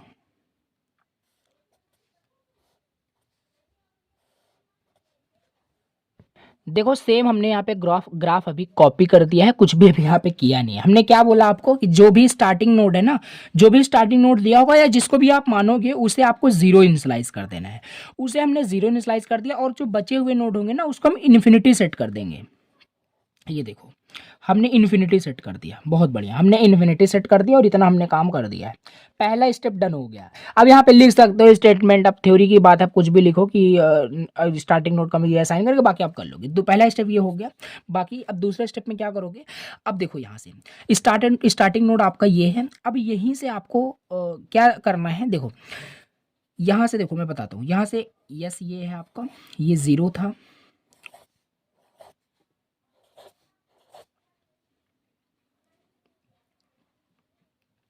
देखो अब यस से स्टार्ट करो ना, इसका एडजेसेंट क्या क्या है, इसका एडजेसेंट आपका ये टी है, ये एक्स है, ये वाई है, जेड है। देखो यस का एडजेसेंट आपका टी है एंड वाई है, तो दोनों को अब यहाँ पे देखो, इन्फिनिटी जो होता है ना, ये आपका बहुत बड़ा पॉजिटिव नंबर होता है, बहुत बड़ा पॉजिटिव नंबर होता है, तो हमेशा नोड में ना मिनिमम वैल्यू आपको रखनी है। जैसे अगर हम यहाँ पे बात करें, जीरो है ना, ये जीरो है, जीरो प्लस टेन करोगे कितना आएगा, जीरो प्लस टेन करोगे 10 आएगा, 10 क्या आपका इन्फिनिटी से छोटा है, बिल्कुल छोटा है, तो 10 आपका यहाँ आ जाएगा, राइट, 10 आपका यहाँ आ जाएगा। और वही सेम चीज 0 प्लस 5 करोगे, 5 लेस है आपका इन्फिनिटी से, तो 5 यहाँ आ जाएगा। अगर लेस नहीं होता तो हम नहीं करते, बट लेस है तो करेंगे, सिंपल सी बात है। 10 हमारे पास यहाँ है, तो इतना स्टेप हमने यहाँ पे बिल्कुल कर लिया है, बिल्कुल इतना स्टेप कर लिया है, और इसको एज इट इज मैं अभी क्या कर रहा हूँ, कॉपी कर रहा हूँ।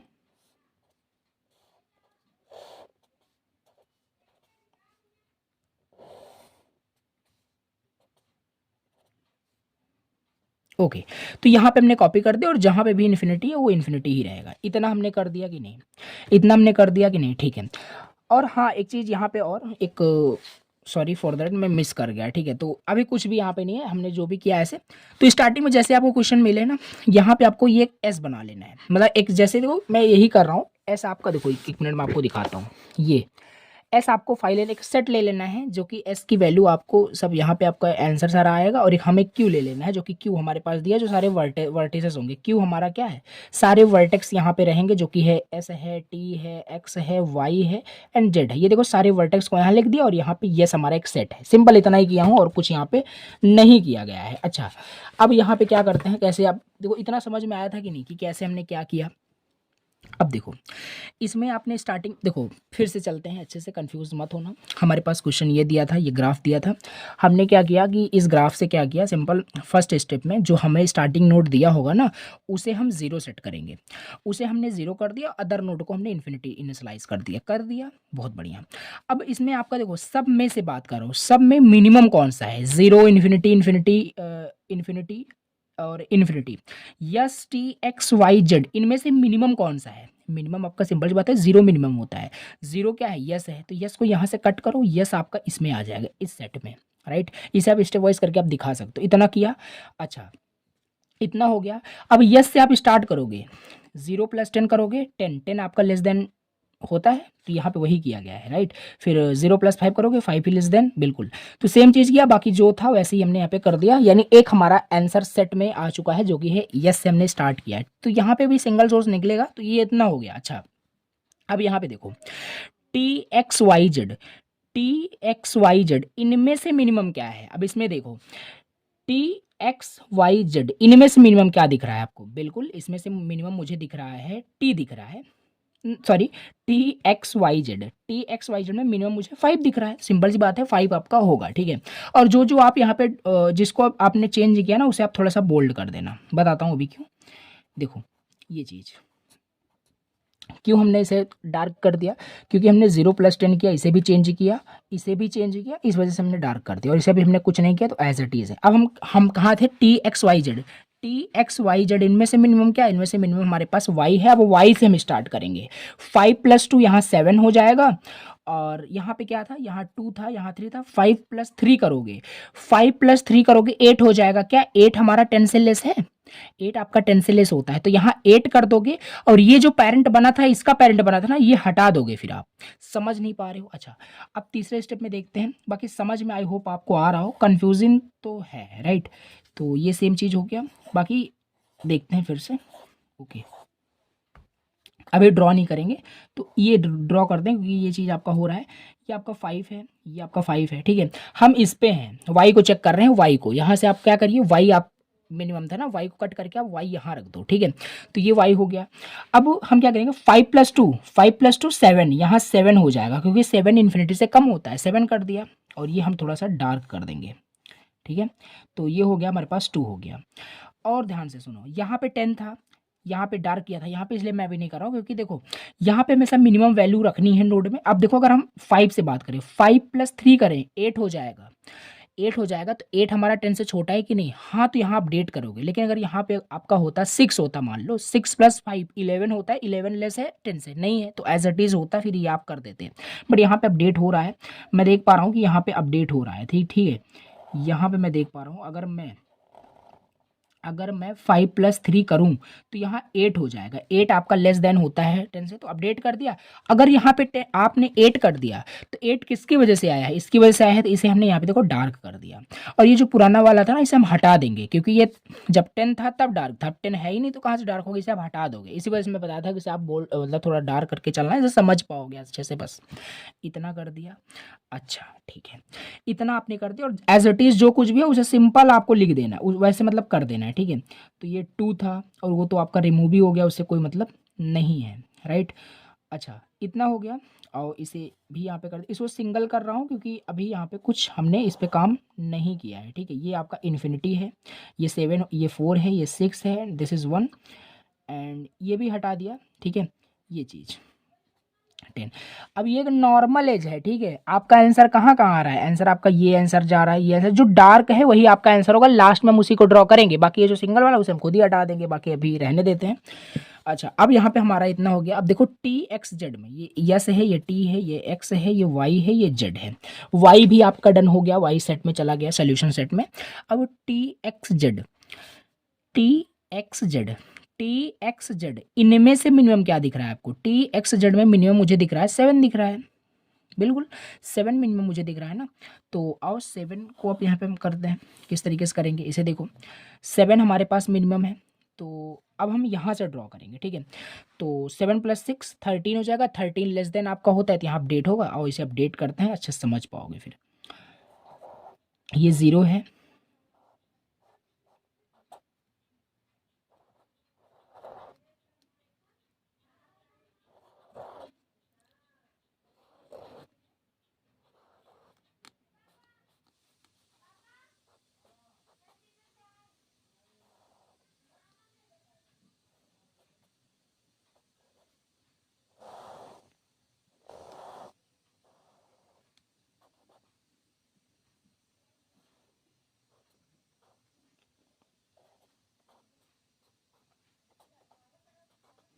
अभी तक हमने यहाँ पे कुछ भी नया नहीं किया है, सिंपल उसी को हम कॉपी कर रहे थे, ठीक है। तो इतना हमने किया, हम 7 पे थे। अब देखो यहाँ पे 8 था, ठीक है, इतना हमारा ठीक था। अब यहाँ पे 7 है, ठीक है, यहाँ पे 7 था, ओके। अब हम यहाँ पे क्या कर रहे हैं, यहाँ पे इन्फिनिटी था, 7 + 6 करोगे 13, 13 लेस देन होता है, तो यहाँ पे 13 हो जाएगा, यहाँ पे 13 हो जाएगा, और इसे आप डार्क कर दोगे, क्योंकि 13 ये मतलब ये डार्क करने वाला इसका पेरेंट हम बना रहे हैं, बाकी बस ऐसे ही समझो जैसे मैं बता रहा हूँ, डार्क एंड ऐसे करके, ठीक है। तो ये हमने कर दिया, और ये चीज़ हमने नहीं किया, मतलब ये आपका देखो जो डार्क है वही आपका आंसर आ रहा है, राइट। इतना हमने किया, STXYZ कर दिया, इसका वेट भी आप लिख दो, ओके। तो ये हमने यहाँ पे कर दिया है।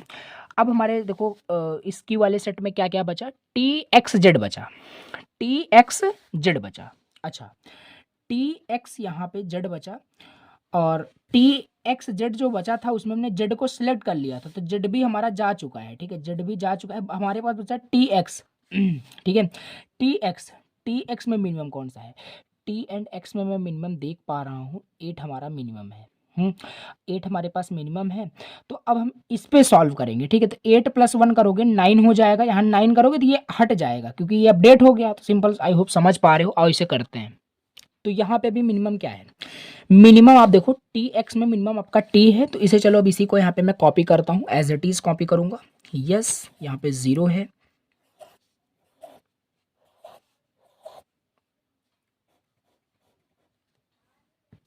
देखो अभी यहाँ पे हमने कुछ नहीं किया, सिंपल यहाँ पे कॉपी किया है। हम क्या थे, टी बोल रहे थे कि हमारा ये मिनिमम है, 8 मिनिमम है, तो 8 मिनिमम है। अब यहाँ से हम देखेंगे, अपडेट करेंगे। अगर देखो यहाँ पे 8 + 2 करूँ, 8 + 2 करूँगा तो हमारे पास क्या आएगा, 10 आएगा। 10 बिल्कुल लेस नहीं है, तो हमारा ये एज इट इज होगा, इसमें हम कुछ नहीं करेंगे। अगर लेस होता है देन हम अपडेट करेंगे, ठीक है। तो ऐसा है नहीं, 8 + 1, 8 + 1 9 होगा, 9 लेस देन है 13 से, तो यहाँ अपडेट होगा, यहाँ 9 हो जाएगा, 8 + 1 9 हो जाएगा। अगर यहाँ 9 हो गया तो अब ये पेरेंट हट जाएगा, क्योंकि 13 जो हुआ था ना वो इसकी वजह से हुआ था, तो ये पेरेंट हमने बना दिया था, डार्क कर दिया, अब ये डार्क हट जाएगा, मतलब यहाँ पे कोई डार्क नहीं रह जाएगा, ये डार्क हो जाएगा, ये चीज़, क्योंकि 9 जो बना ना इसकी वजह से बना। तो अब ये नॉर्मल ही होगा, मतलब सिंगल में कर देता हूँ, और ये आंसर में नहीं कंक्लूड किया जाएगा, ठीक है। बाकी एज अ ग्राफ मैं बना रहा हूँ, बाकी आंसर भी फाइनल हम लिखेंगे। तो ये हमारे पास क्या आ गया, ये फाइनल आंसर आया, ठीक है, फाइनल आंसर है। एक बार चलो और देख लेते हैं। तो ये हमारा डन है। अब यहाँ पे देखो कहाँ, अब हमारे पास देखो हमने टी को सिलेक्ट किया था ना, टी से तो हमने यहाँ पे ड्रॉ किया, तो टी भी कट जाएगा, टी हमारे पास यहाँ आ जाएगा। बचा क्या, एक्स बचा, तो मिनिमम हमारे अब एक्स बचा। तो अब यहाँ पे देखो सिंपल सी बात है, एक्स बचा ना, तो एक्स का हम यहाँ पे देख सकते हैं, 9 + 4 करूंगा तो 9 + 4 13, ऑलरेडी ये लेस है तो कोई मतलब नहीं होगा। तो ये फाइनल आपका आ चुका है। अब देखो जो यहाँ पे आपको फाइनल करके जरूर लिखना है, फाइनल जो आपका सिंगल सोर्स शॉर्टेस्ट पाथ जो निकल के आएगा, सिंगल सोर्स शॉर्टेस्ट पाथ जो निकल के आएगा, वो जो डार्क वाला है ना वही आपका आंसर है। ये 0 हो गया, दिस इज एस, एंड एक सेकेंड, ठीक है।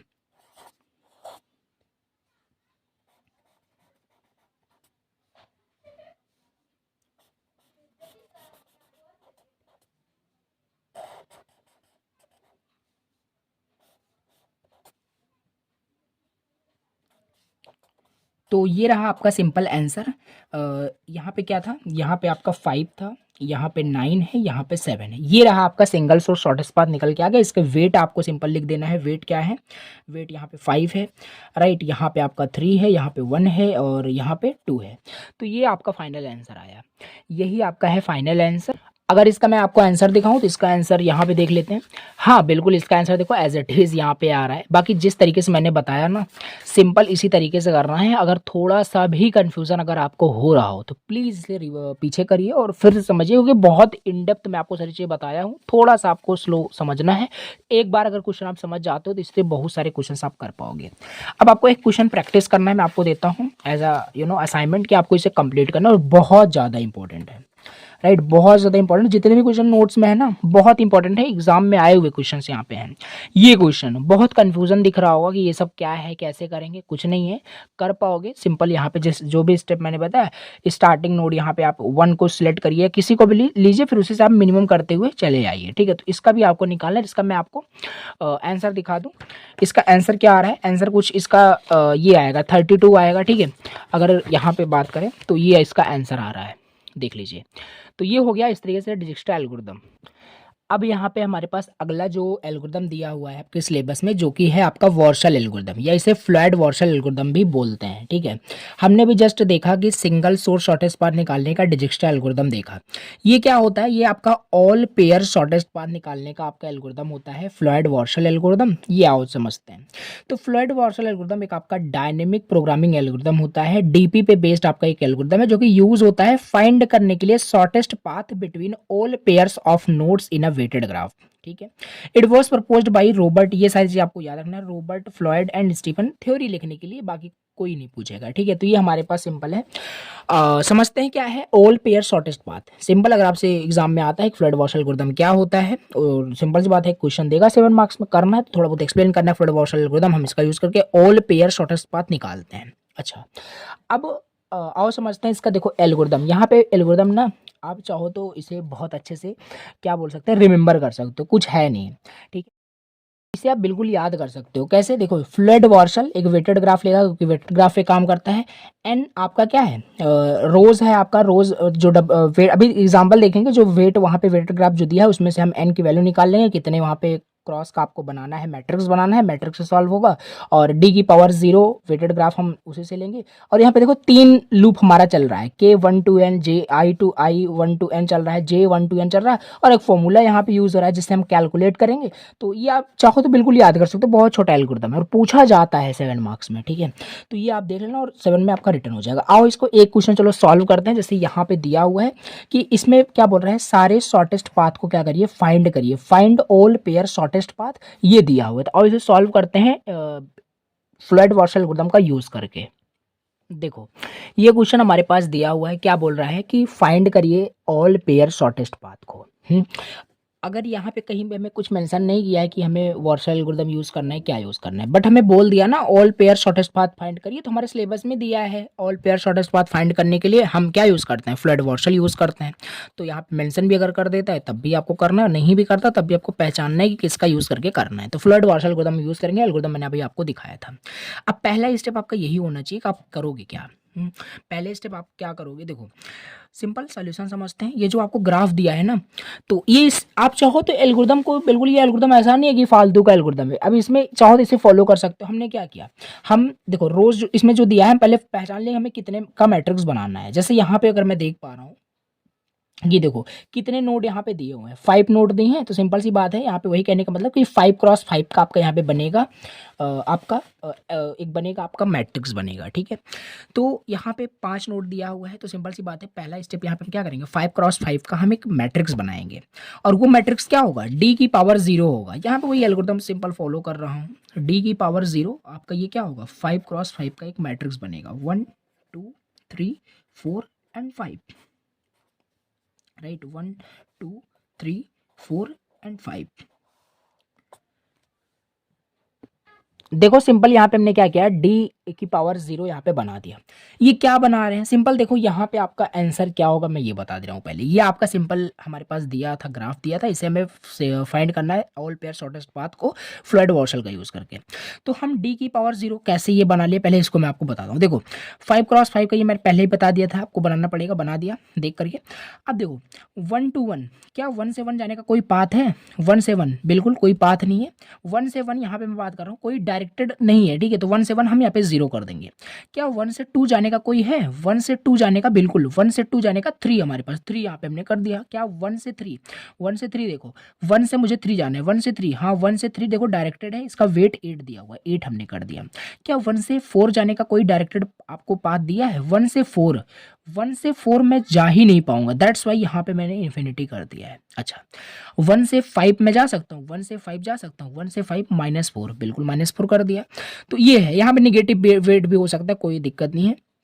अच्छा ऐसे यहाँ पे देख लेते हैं 2 से 1, क्या हम 2 से 1 जा सकते हैं, 2 से 1 कोई पाथ नहीं है डायरेक्टेड, तो डायरेक्ट पाथ नहीं है, तो 2 से 1 हमारे पास इन्फिनिटी हो गया। 2 से 2, 2 से 2 कोई लूप नहीं है, सेल्फ लूप नहीं है, खुद से खुद हम बिल्कुल नहीं जा पाएंगे वहाँ पे, खुद से खुद हम 0 करते हैं, याद रखिए। तो सिंपल सी बात है, 1 से 1 0 होगा, 2 से 2 0 होगा, 3 से 3 भी 0 होगा, मतलब डायगोनल सारे 0 होंगे, और जहाँ डायरेक्टेड नहीं होगा वहाँ इन्फिनिटी होगा। तो ये आप देख लेना, बिल्कुल आप समझ गए कैसे क्या करना है। जैसे यहाँ पे चलो देख लेते हैं, 4 से फोर से फाइव देख लेते हैं, या फोर से थ्री देख लो, फोर से थ्री जाने का -5 है, देख लेते हैं। फोर से अगर मैं थ्री जा रहा हूँ तो -5 है, सिंपल ऐसे करना, ये आपका डी की पावर जीरो निकल जाएगा। जैसे आपने डी की पावर जीरो निकाला ना, अब आपको क्या करना है, आपका फाइनल आंसर जो होगा मैं आपको पहले बता दे रहा हूँ, आपको इसी तरीके से क्या करना है, डी की पावर 1 निकालना है, डी की पावर 2 निकालना है, डी की पावर 3 निकालना है, डी की पावर 4 निकालना है, डी की पावर कब तक निकालना है, जितने नोट दिए हैं, 1 2 3 4 5, 5 नोट दिया है तो डी की पावर 5, और ये लास्ट जो आंसर आपका होगा डी की पावर 5 ना, यही आपका फाइनल आंसर होगा।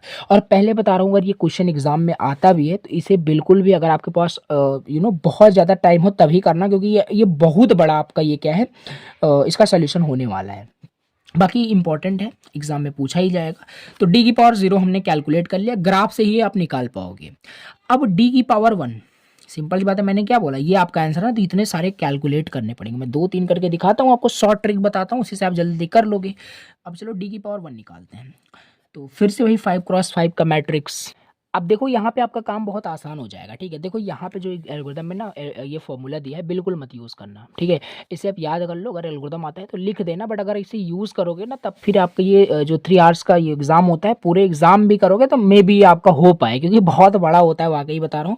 अब यहाँ पे क्या करना है, ट्रिक बताता हूँ। जैसे आपको देखो डी की पावर 1 निकाल रहे हो, डी की पावर 1 निकाल रहे हो ना, तो पहला रो पहला column as it is copy कर दो। पहला रो यहाँ पे मैं कॉपी करने वाला हूँ, जो वहाँ पे ऊपर है, ठीक है, और पहला कॉलम भी कॉपी करेंगे। अच्छा, पहला रो पहला कॉलम यहाँ पे कॉपी करना है, तो कर दिया सिंपल, पहला रो पहला कॉलम कॉपी कर दिया। और हमें ऑलरेडी पता है डायगोनल हमेशा जीरो होगा, ये भी बताया था। चलो डायगोनल भी हम जीरो कर देते, काफ़ी सारी चीज़ें हमारी पहले से आसान हो जा रही है, राइट। यहाँ पे हमने कर दिया, और ये भी हमारा डायगोनल सारे जीरो कर दिया। अब हमें जो जो बचा हुआ है ना, यहाँ यहाँ इन सब की वैल्यू फाइंड करनी है। फाइंड करने का हमारे पास ये फॉर्मूला है, फॉर्मूला यूज़ करते हैं, बट हम फॉर्मूला यूज़ नहीं करेंगे। आप करके भी देख लेना, सही हो जाएगा, कोई दिक्कत नहीं, बट टाइम बहुत लगेगा। अब हम शॉर्ट ट्रिक देखते हैं कैसे हम जल्दी जल्दी कर पाएंगे। हमें क्या फाइंड करना है, हमें फाइंड करना है, जैसे अब हमें यहाँ पे 2, हमें ये निकालना है 2 3 पोजीशन पे निकालना है। क्या यहाँ पे आएगा, एक बार समझ लो कैसे करना है, इस तरीके से यहाँ पे आपको करना है 2 3, ठीक है। 2 3 पोजीशन पे क्या आएगा ये देखना है, तो 2 3 पोजीशन पे देखना है क्या आएगा। तो आपको क्या करना है ना, देखो देखो यहाँ पे हमें क्या कैलकुलेट करना है, हमें 2 3 का पोजीशन का निकालना है, क्या वैल्यू होगी 2 से 3, ठीक है।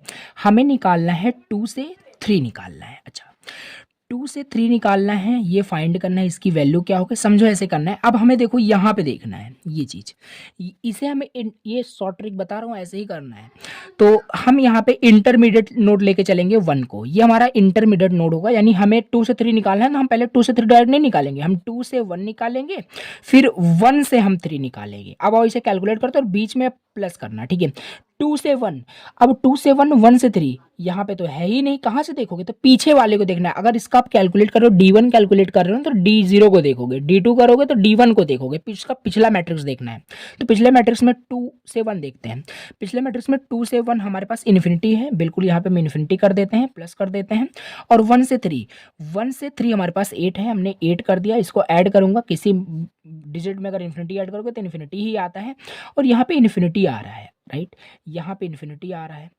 तो अब यहाँ पे देखना है, ये इन्फिनिटी आ रहा है ना, और यहाँ पे देखो 2,3 पे क्या था पहले, 2,3 पे आपका यहाँ पे इन्फिनिटी था, तो इन्फिनिटी ही आ रहा है ना यहाँ पे, सिंपल सी बात है, तो इन्फिनिटी आपका यहाँ पे आए। बट यहाँ पे देखो, जैसे मैं आपको फिर से बताता हूँ, हमें 2 3 निकालना था, तो हम 2 से 1 गए, 1 से 3 गए, और 2 से 1 हमने यहाँ देखा इन्फिनिटी था, और फिर 1 से 3 देखा 8 है, जो दोनों को हमने ऐड किया तो हमारे पास इन्फिनिटी आ रहा है।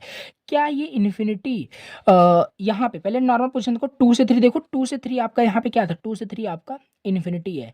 अगर यहाँ ऐड करने के बाद जो वैल्यू आई, अगर ये वैल्यू इस पोजीशन पे जो भी पोजीशन निकालोगे, 2 3 निकालना था, तो 2 3 आपको यहाँ देखना है क्या है, यहाँ आपका 2 3 क्या है, यहाँ पे आपका 2 3 इन्फिनिटी था। क्या ये इन्फिनिटी तो दोनों ही आपका है, तो यहाँ पे इन्फिनिटी ही यहाँ पे भी आएगा, राइट। अभी देखो 2 3 करोगे तो समझ में आ जाएगा। अब हमें 2 4 निकालना है, अब हमें 2 4 की वैल्यू निकालनी है, तो 2 4 हम कैसे निकालेंगे, 2 से 1 निकालना है, और 1 से 4 निकालना है, और 2 4 हमारे पास अभी क्या है, 2 4 अभी हमारे पास यहाँ पे देखो 2 4 हमारे पास 1 है, 1 है, बहुत बढ़िया। 2 से 1 निकाल लो, क्या है 2 से 1, 2 से अगर हम 1 देखें इन्फिनिटी है, और कुछ भी अब प्लस करोगे तो इन्फिनिटी ही आएगा, सिंपल बात, बट करके भी देख लेते हैं। 1 से अगर हम 4 करें तो इन्फिनिटी आएगा। तो ये इन्फिनिटी आपका बड़ा है कि आपका ये बड़ा है, मतलब मिनिमम ही आपको लिखना है, मिनिमम आपका ये है, तो 1 ही यहाँ पे आपका हो जाएगा। अच्छा, आई होप समझ पा रहे हो। अब हमें यहाँ पे 2 से 5 देखना है, एक पूरा मैं निकाल के दिखाता हूँ, उसी तरीके से आपको करना है। 2 से 5 देखना है। 2 से 5 देखने के लिए हम क्या करेंगे, 2 से 5 के लिए हम 2 से पहले 1 जाएंगे इंटरमीडिएट, फिर प्लस, फिर हम 1 से 5 जाएंगे, 1 से 5 जाएंगे, देन हमारा 2 से 5 होगा। और 2 से 5 हमारे पास अभी क्या है, 2 से 5 अभी हमारे पास, देखो 2 से 5 निकाल रहे हैं ना, तो 2 से 5 ऊपर देखेंगे कि पहले क्या है, तो 2 से 5 हमारे पास 7 है, 7 हमने यहाँ पे कर दिया है। अच्छा 2 से 1 देखो अब क्या है, 2 से 1, 2 से 1 हमारे पास इन्फिनिटी है प्लस में, 1 से 5, 1 से 5 हमारे पास -4 है, -4, बट आप इन्फिनिटी किसी में ऐड करोगे तो इन्फिनिटी ही आएगा। इन्फिनिटी लेस है कि 7 लेस है, जो लेस होगा उसे लिखोगे, 7 लेस है तो 7 हमारे पास यहाँ आ जाएगा। देखो कितनी जल्दी जल्दी निकल रहा है, बाकी जब आपको पता चल जाएगा तो बहुत फास्ट निकाल पाओगे as compare to the formula. अब हमें 3 से 2 निकालना है, 3 2 निकालना है, 3 से 2 निकालना है ना, तो 3 से 2 डायरेक्ट नहीं निकालेंगे, पहले चलो यहाँ पे देख लेते हैं। 3 से जो 2 दिया है, क्या दिया है, 3 से 2 हमें पहले हमारे पास दिया है 4 दिया है, तो 4 लिख देते हैं, ठीक है। 3 से 2 हम 4 लिख दिए। अब हमें यहाँ पे क्या करना है, 3 से 2 निकालने के लिए हम 3 से 1 जाएंगे, फिर प्लस, फिर 1 से हम 2 जाएंगे। आई होप समझ पा रहे हो। अब यहाँ देखो, इसमें देखो 3 से आपका 1, 3 से 1 आपका इन्फिनिटी है, प्लस में 1 से 2, 1 से 2 आपका 3 है। अब कुछ भी हो ऐड करोगे इन्फिनिटी ही आने वाला है, कोई दिक्कत नहीं। इन्फिनिटी छोटा है कि 4 छोटा है, 4 छोटा है, तो 4 यहाँ पे आपका आ जाएगा। इतना आपका बिल्कुल एग्जैक्टली सब कुछ सही निकल रहा है। अब 3 से 4 निकालते हैं, 3 से 4 निकालते हैं, ठीक है। देखो सारी चीज़ें कॉपी भी हो रही है, यहाँ भी 1 था, तो हो सकता है मे भी चेंज हो ना हो, बाकी देखते हैं कहाँ तक चेंज होता है। अब यहाँ पे हम 3 से 4 निकालते हैं। अब हम यहाँ पे देखो मैगी निकालेंगे, बाकी आगे आपको निकालना है, तो हम यहाँ पे देखो दिखाते हैं। 3 से 4, 3 से 4 निकालना है, तो 3 से 4 पहले है क्या, यहाँ पे देखो 3 से 4 हमारे पास यहाँ पे इन्फिनिटी है, बहुत बढ़िया इन्फिनिटी है। अब हमें 3 से 4 निकालना है ना, तो हम 3 से 1 निकालेंगे, फिर 1 से 4 जाएंगे, तो 3 से 4 आ जाएगा। तो 3 से 1 देखो यहाँ पे, 3 से 1 यहाँ पे हम देख पा रहे हैं इन्फिनिटी है, 3 से 1 हमारे पास इन्फिनिटी है। कोई भी नंबर यहाँ पे हो ऐड करोगे तो इन्फिनिटी ही आएगा, और यहाँ पे इन्फिनिटी तो यहाँ पे भी इन्फिनिटी ही आएगा। अच्छा 3 से 5, अब हमें क्या करना है, अब हमें यहाँ पे 3 से 5 निकालना है, 3 से 5 निकालना है, और 3 से 5 क्या दिया है, 3 से 5 हमारे पास इन्फिनिटी दिया है, इन्फिनिटी यहाँ पे कर दिया। और अब हम यहाँ पे फिर से वही निकालेंगे, 3 से 1 निकालेंगे, फिर 1 से 5 निकालेंगे। 3 से 1 क्या दिया है, 3 से 1 हमारे पास इन्फिनिटी दिया है, कुछ भी हो ऐड चाहे जो करोगे इन्फिनिटी ही आएगा, तो करके देखना नहीं है, इन्फिनिटी ही यहाँ पे आएगा। अच्छा ये हो गया। अब ये डिजिट चेंज होगी, यहाँ पे इन्फिनिटी था, अब यहाँ पे देखो कुछ चेंज हो जाएगा, चलो देखते हैं करके। अब हमें 4 से 2 निकालना है, 4 से 2 निकालना है, 4 से 2, 4 से 2 निकालना है, 4 से 2 क्या है, इन्फिनिटी है यहाँ पे। अच्छा अब 4 से 2 निकालना है ना, तो 4 से पहले हम 1 जाएंगे, ओके, फिर हम 1 से 2 जाएंगे। 4 से 1 यहाँ पे देखो, 4 से 1 हम 2 जाते हैं पहले, 2 प्लस फिर 1 से 2, 1 से 2 क्या हो गया, 3 हो गया, 3 प्लस 2 5 हो गया। क्या 5 लेस है कि इन्फिनिटी लेस है, बिल्कुल 5 लेस है, तो 5 करो यहाँ पे ना। तो देखो हर बार वही कॉपी नहीं हो रहा है, नहीं सोच रहे हो हर बार कॉपी, यहाँ पे 5 आ गया जो कि सही है। इसी तरीके से क्या करना है, फिर आपको 4 3 निकालना है, 4 3 फिर 4 4 0 ये, तो इस तरीके से सारे वैल्यूज़ को निकालना है, जो ट्रिक मैंने आपको यहाँ पे बताई। तो इस तरीके से जब आप निकालोगे ना, जो मैंने आपको बताया इसी तरीके से। अब बताओ शॉर्ट ट्रिक का यूज़ कर रहे हो तो इतना थोड़ा सा मुश्किल हो रहा होगा, मे भी, बाकी मुश्किल नहीं है। बाकी अगर इस फॉर्मूले का यूज़ करके भी निकालोगे तब भी निकल जाएगा। बाकी मैंने जो बताया आपको सिंपल इस तरीके से नहीं करना है, आपको एग्जाम में भी आता है तो ऐसे ही करके आपको दिखाना है। अभी खाली D1 निकाले हो, ठीक है। अब सेम स्टेप को क्या करोगे, अब यहाँ पे मैं फिर से बताता हूँ। अब सेम स्टेप को क्या करोगे, यहाँ पे ना यही सेम चीज़ें D2 के लिए, D2 मैट्रिक्स 5x5 का बनाओगे। अब एक बार चलो उसको भी करके मैं आपको दिखा देता हूँ। देखो हमने क्या किया, सिंपल अभी तक आपको समझ में इतना आ गया होगा, D0 कैसे निकाला, D1 कैसे निकाला, इस सब ट्रिक का यूज़ करके। अब हमारा आंसर क्या होगा, हमने पहले ही बताया, आपने चलो D1 भी निकाल लिया, अब D2 निकालो, D3 निकालो, D4 D5 आपका वो आंसर होगा, बस उसको निकाल करके मैट्रिक्स को छोड़ देना है। बताता हूँ अभी। तो सिंपल हमने यहाँ पे क्या किया, अब हमें D2 D1 हमने करके ही आपको सबको दिखाया था, वही सिंपल हमने यहाँ पे लिख दिया। अब हमें D2 निकालना है। अब D2 निकालोगे ना, तो पहले जो बताया था, जैसे D1 निकाल रहे थे तो पहला रो पहला कॉलम आपने कॉपी कर लिया था। अब D2 निकाल रहे हो तो दूसरा रो एंड दूसरा कॉलम आपको कॉपी कर लेना। दूसरा रो हमारे पास ये है, तो अब इस वाले मैट्रिक्स को रेफर करना है, ठीक है। तो यहाँ पे हमने यहाँ पे दूसरे रो को एंड दूसरे कॉलम को, ये हो गया आपका सिंपल हमने यहाँ पे कॉपी कर लिया। और डायगोनल आपका 0 होगा ही होगा, ये सब आपको ऑलरेडी पता है, तो डायगोनल भी 0 कर दिया। अब जो जो बच रहा है ना, इसे आप वही ट्रिक फॉलो करके क्या करो, कैलकुलेट करो। चलो 2-3 मैं आपको फिर से करके दिखा देता हूँ सिंपल। अब हमें जैसे 1 से 3 निकालना है, 1 से 3 निकालना है, 1 से 3 निकालना है, 1 से 3 की वैल्यू निकालनी है। 1 से 3 की देखो वैल्यू है क्या, 1 से 3 की वैल्यू हमारे पास 8 है। अच्छा 8 है। अब इसका चलो इंटरमीडिएट करके निकालो। 1 से 3 निकालना है तो 1 से हम 3 नहीं निकालेंगे, 1 से 2 निकालेंगे, 2 से 3, 1 से 2 फिर प्लस 2 से 3, 2 से 3, 1 से 3 हो जाएगा। तो 1 से 2 क्या आ रहा है, अब इसे रेफर करोगे, ठीक है। D2 निकालो तो D1 को देखोगे, ऐसा नहीं कि D0 देखने जाओगे। तो 1 से 2 हमारे पास है 3, प्लस में 2 से 3, 2 से 3 इन्फिनिटी है, कुछ भी हो ऐड करोगे इन्फिनिटी ही आएगा। ये मिनिमम है कि ये मिनिमम है, हाँ ये मिनिमम है, तो 8 यहाँ पे आएगा, राइट। यही सेम स्टेप फॉलो करके सारे वैल्यूज आपको निकालनी है। तो यहाँ पे देखो सिंपल हमने डायरेक्ट यहाँ पे लिख दिया है, आपको कैलकुलेट करना है, ठीक है, 1 बाय 1। तो देखो D2 आप कैलकुलेट कर लोगे, फिर D3 भी उसी ट्रिक को यूज़ करके फिर आप इंटरमीडिएट यूज़ करेंगे। कुल मिला के देखो D3, D4, D5, ये जो D5 आया ना, यही आपका फाइनल आंसर है, क्योंकि 5 नोट था, 5 तक हमें यहाँ पे निकालना था, यही आपका फाइनल आंसर आ गया। अब इसको कैसे हम देखेंगे, क्या फाइनल आंसर से आपका यहाँ पे ऑल पेयर शॉर्टेस्ट पाथ कैसे, जैसे कि यहाँ पे एग्जाम्पल ले लेते हैं, यही आपका दिया था ना, यही दिया है, राइट, यही दिया था। अब हम देख लेते हैं, मान लो हमें यहाँ पे 3 से 4 जाना है, 3 से 4 जाने का जो पाथ है, 3 से 4 जाने का जो पाथ है 5 है। और देखते हैं यहाँ पे ऐसा है कि नहीं, 3 से 4 जाने का 3 से लिख लेता हूँ, 3 से 4 जाने का हमारे पास 5 पाथ है। आओ देखते हैं 3 से 4 जाने का, 3 से पहले मैं हम 2 पे गए, 3 से 4 डायरेक्ट नहीं जा पाऊंगा, किसी से हो करके जाएंगे।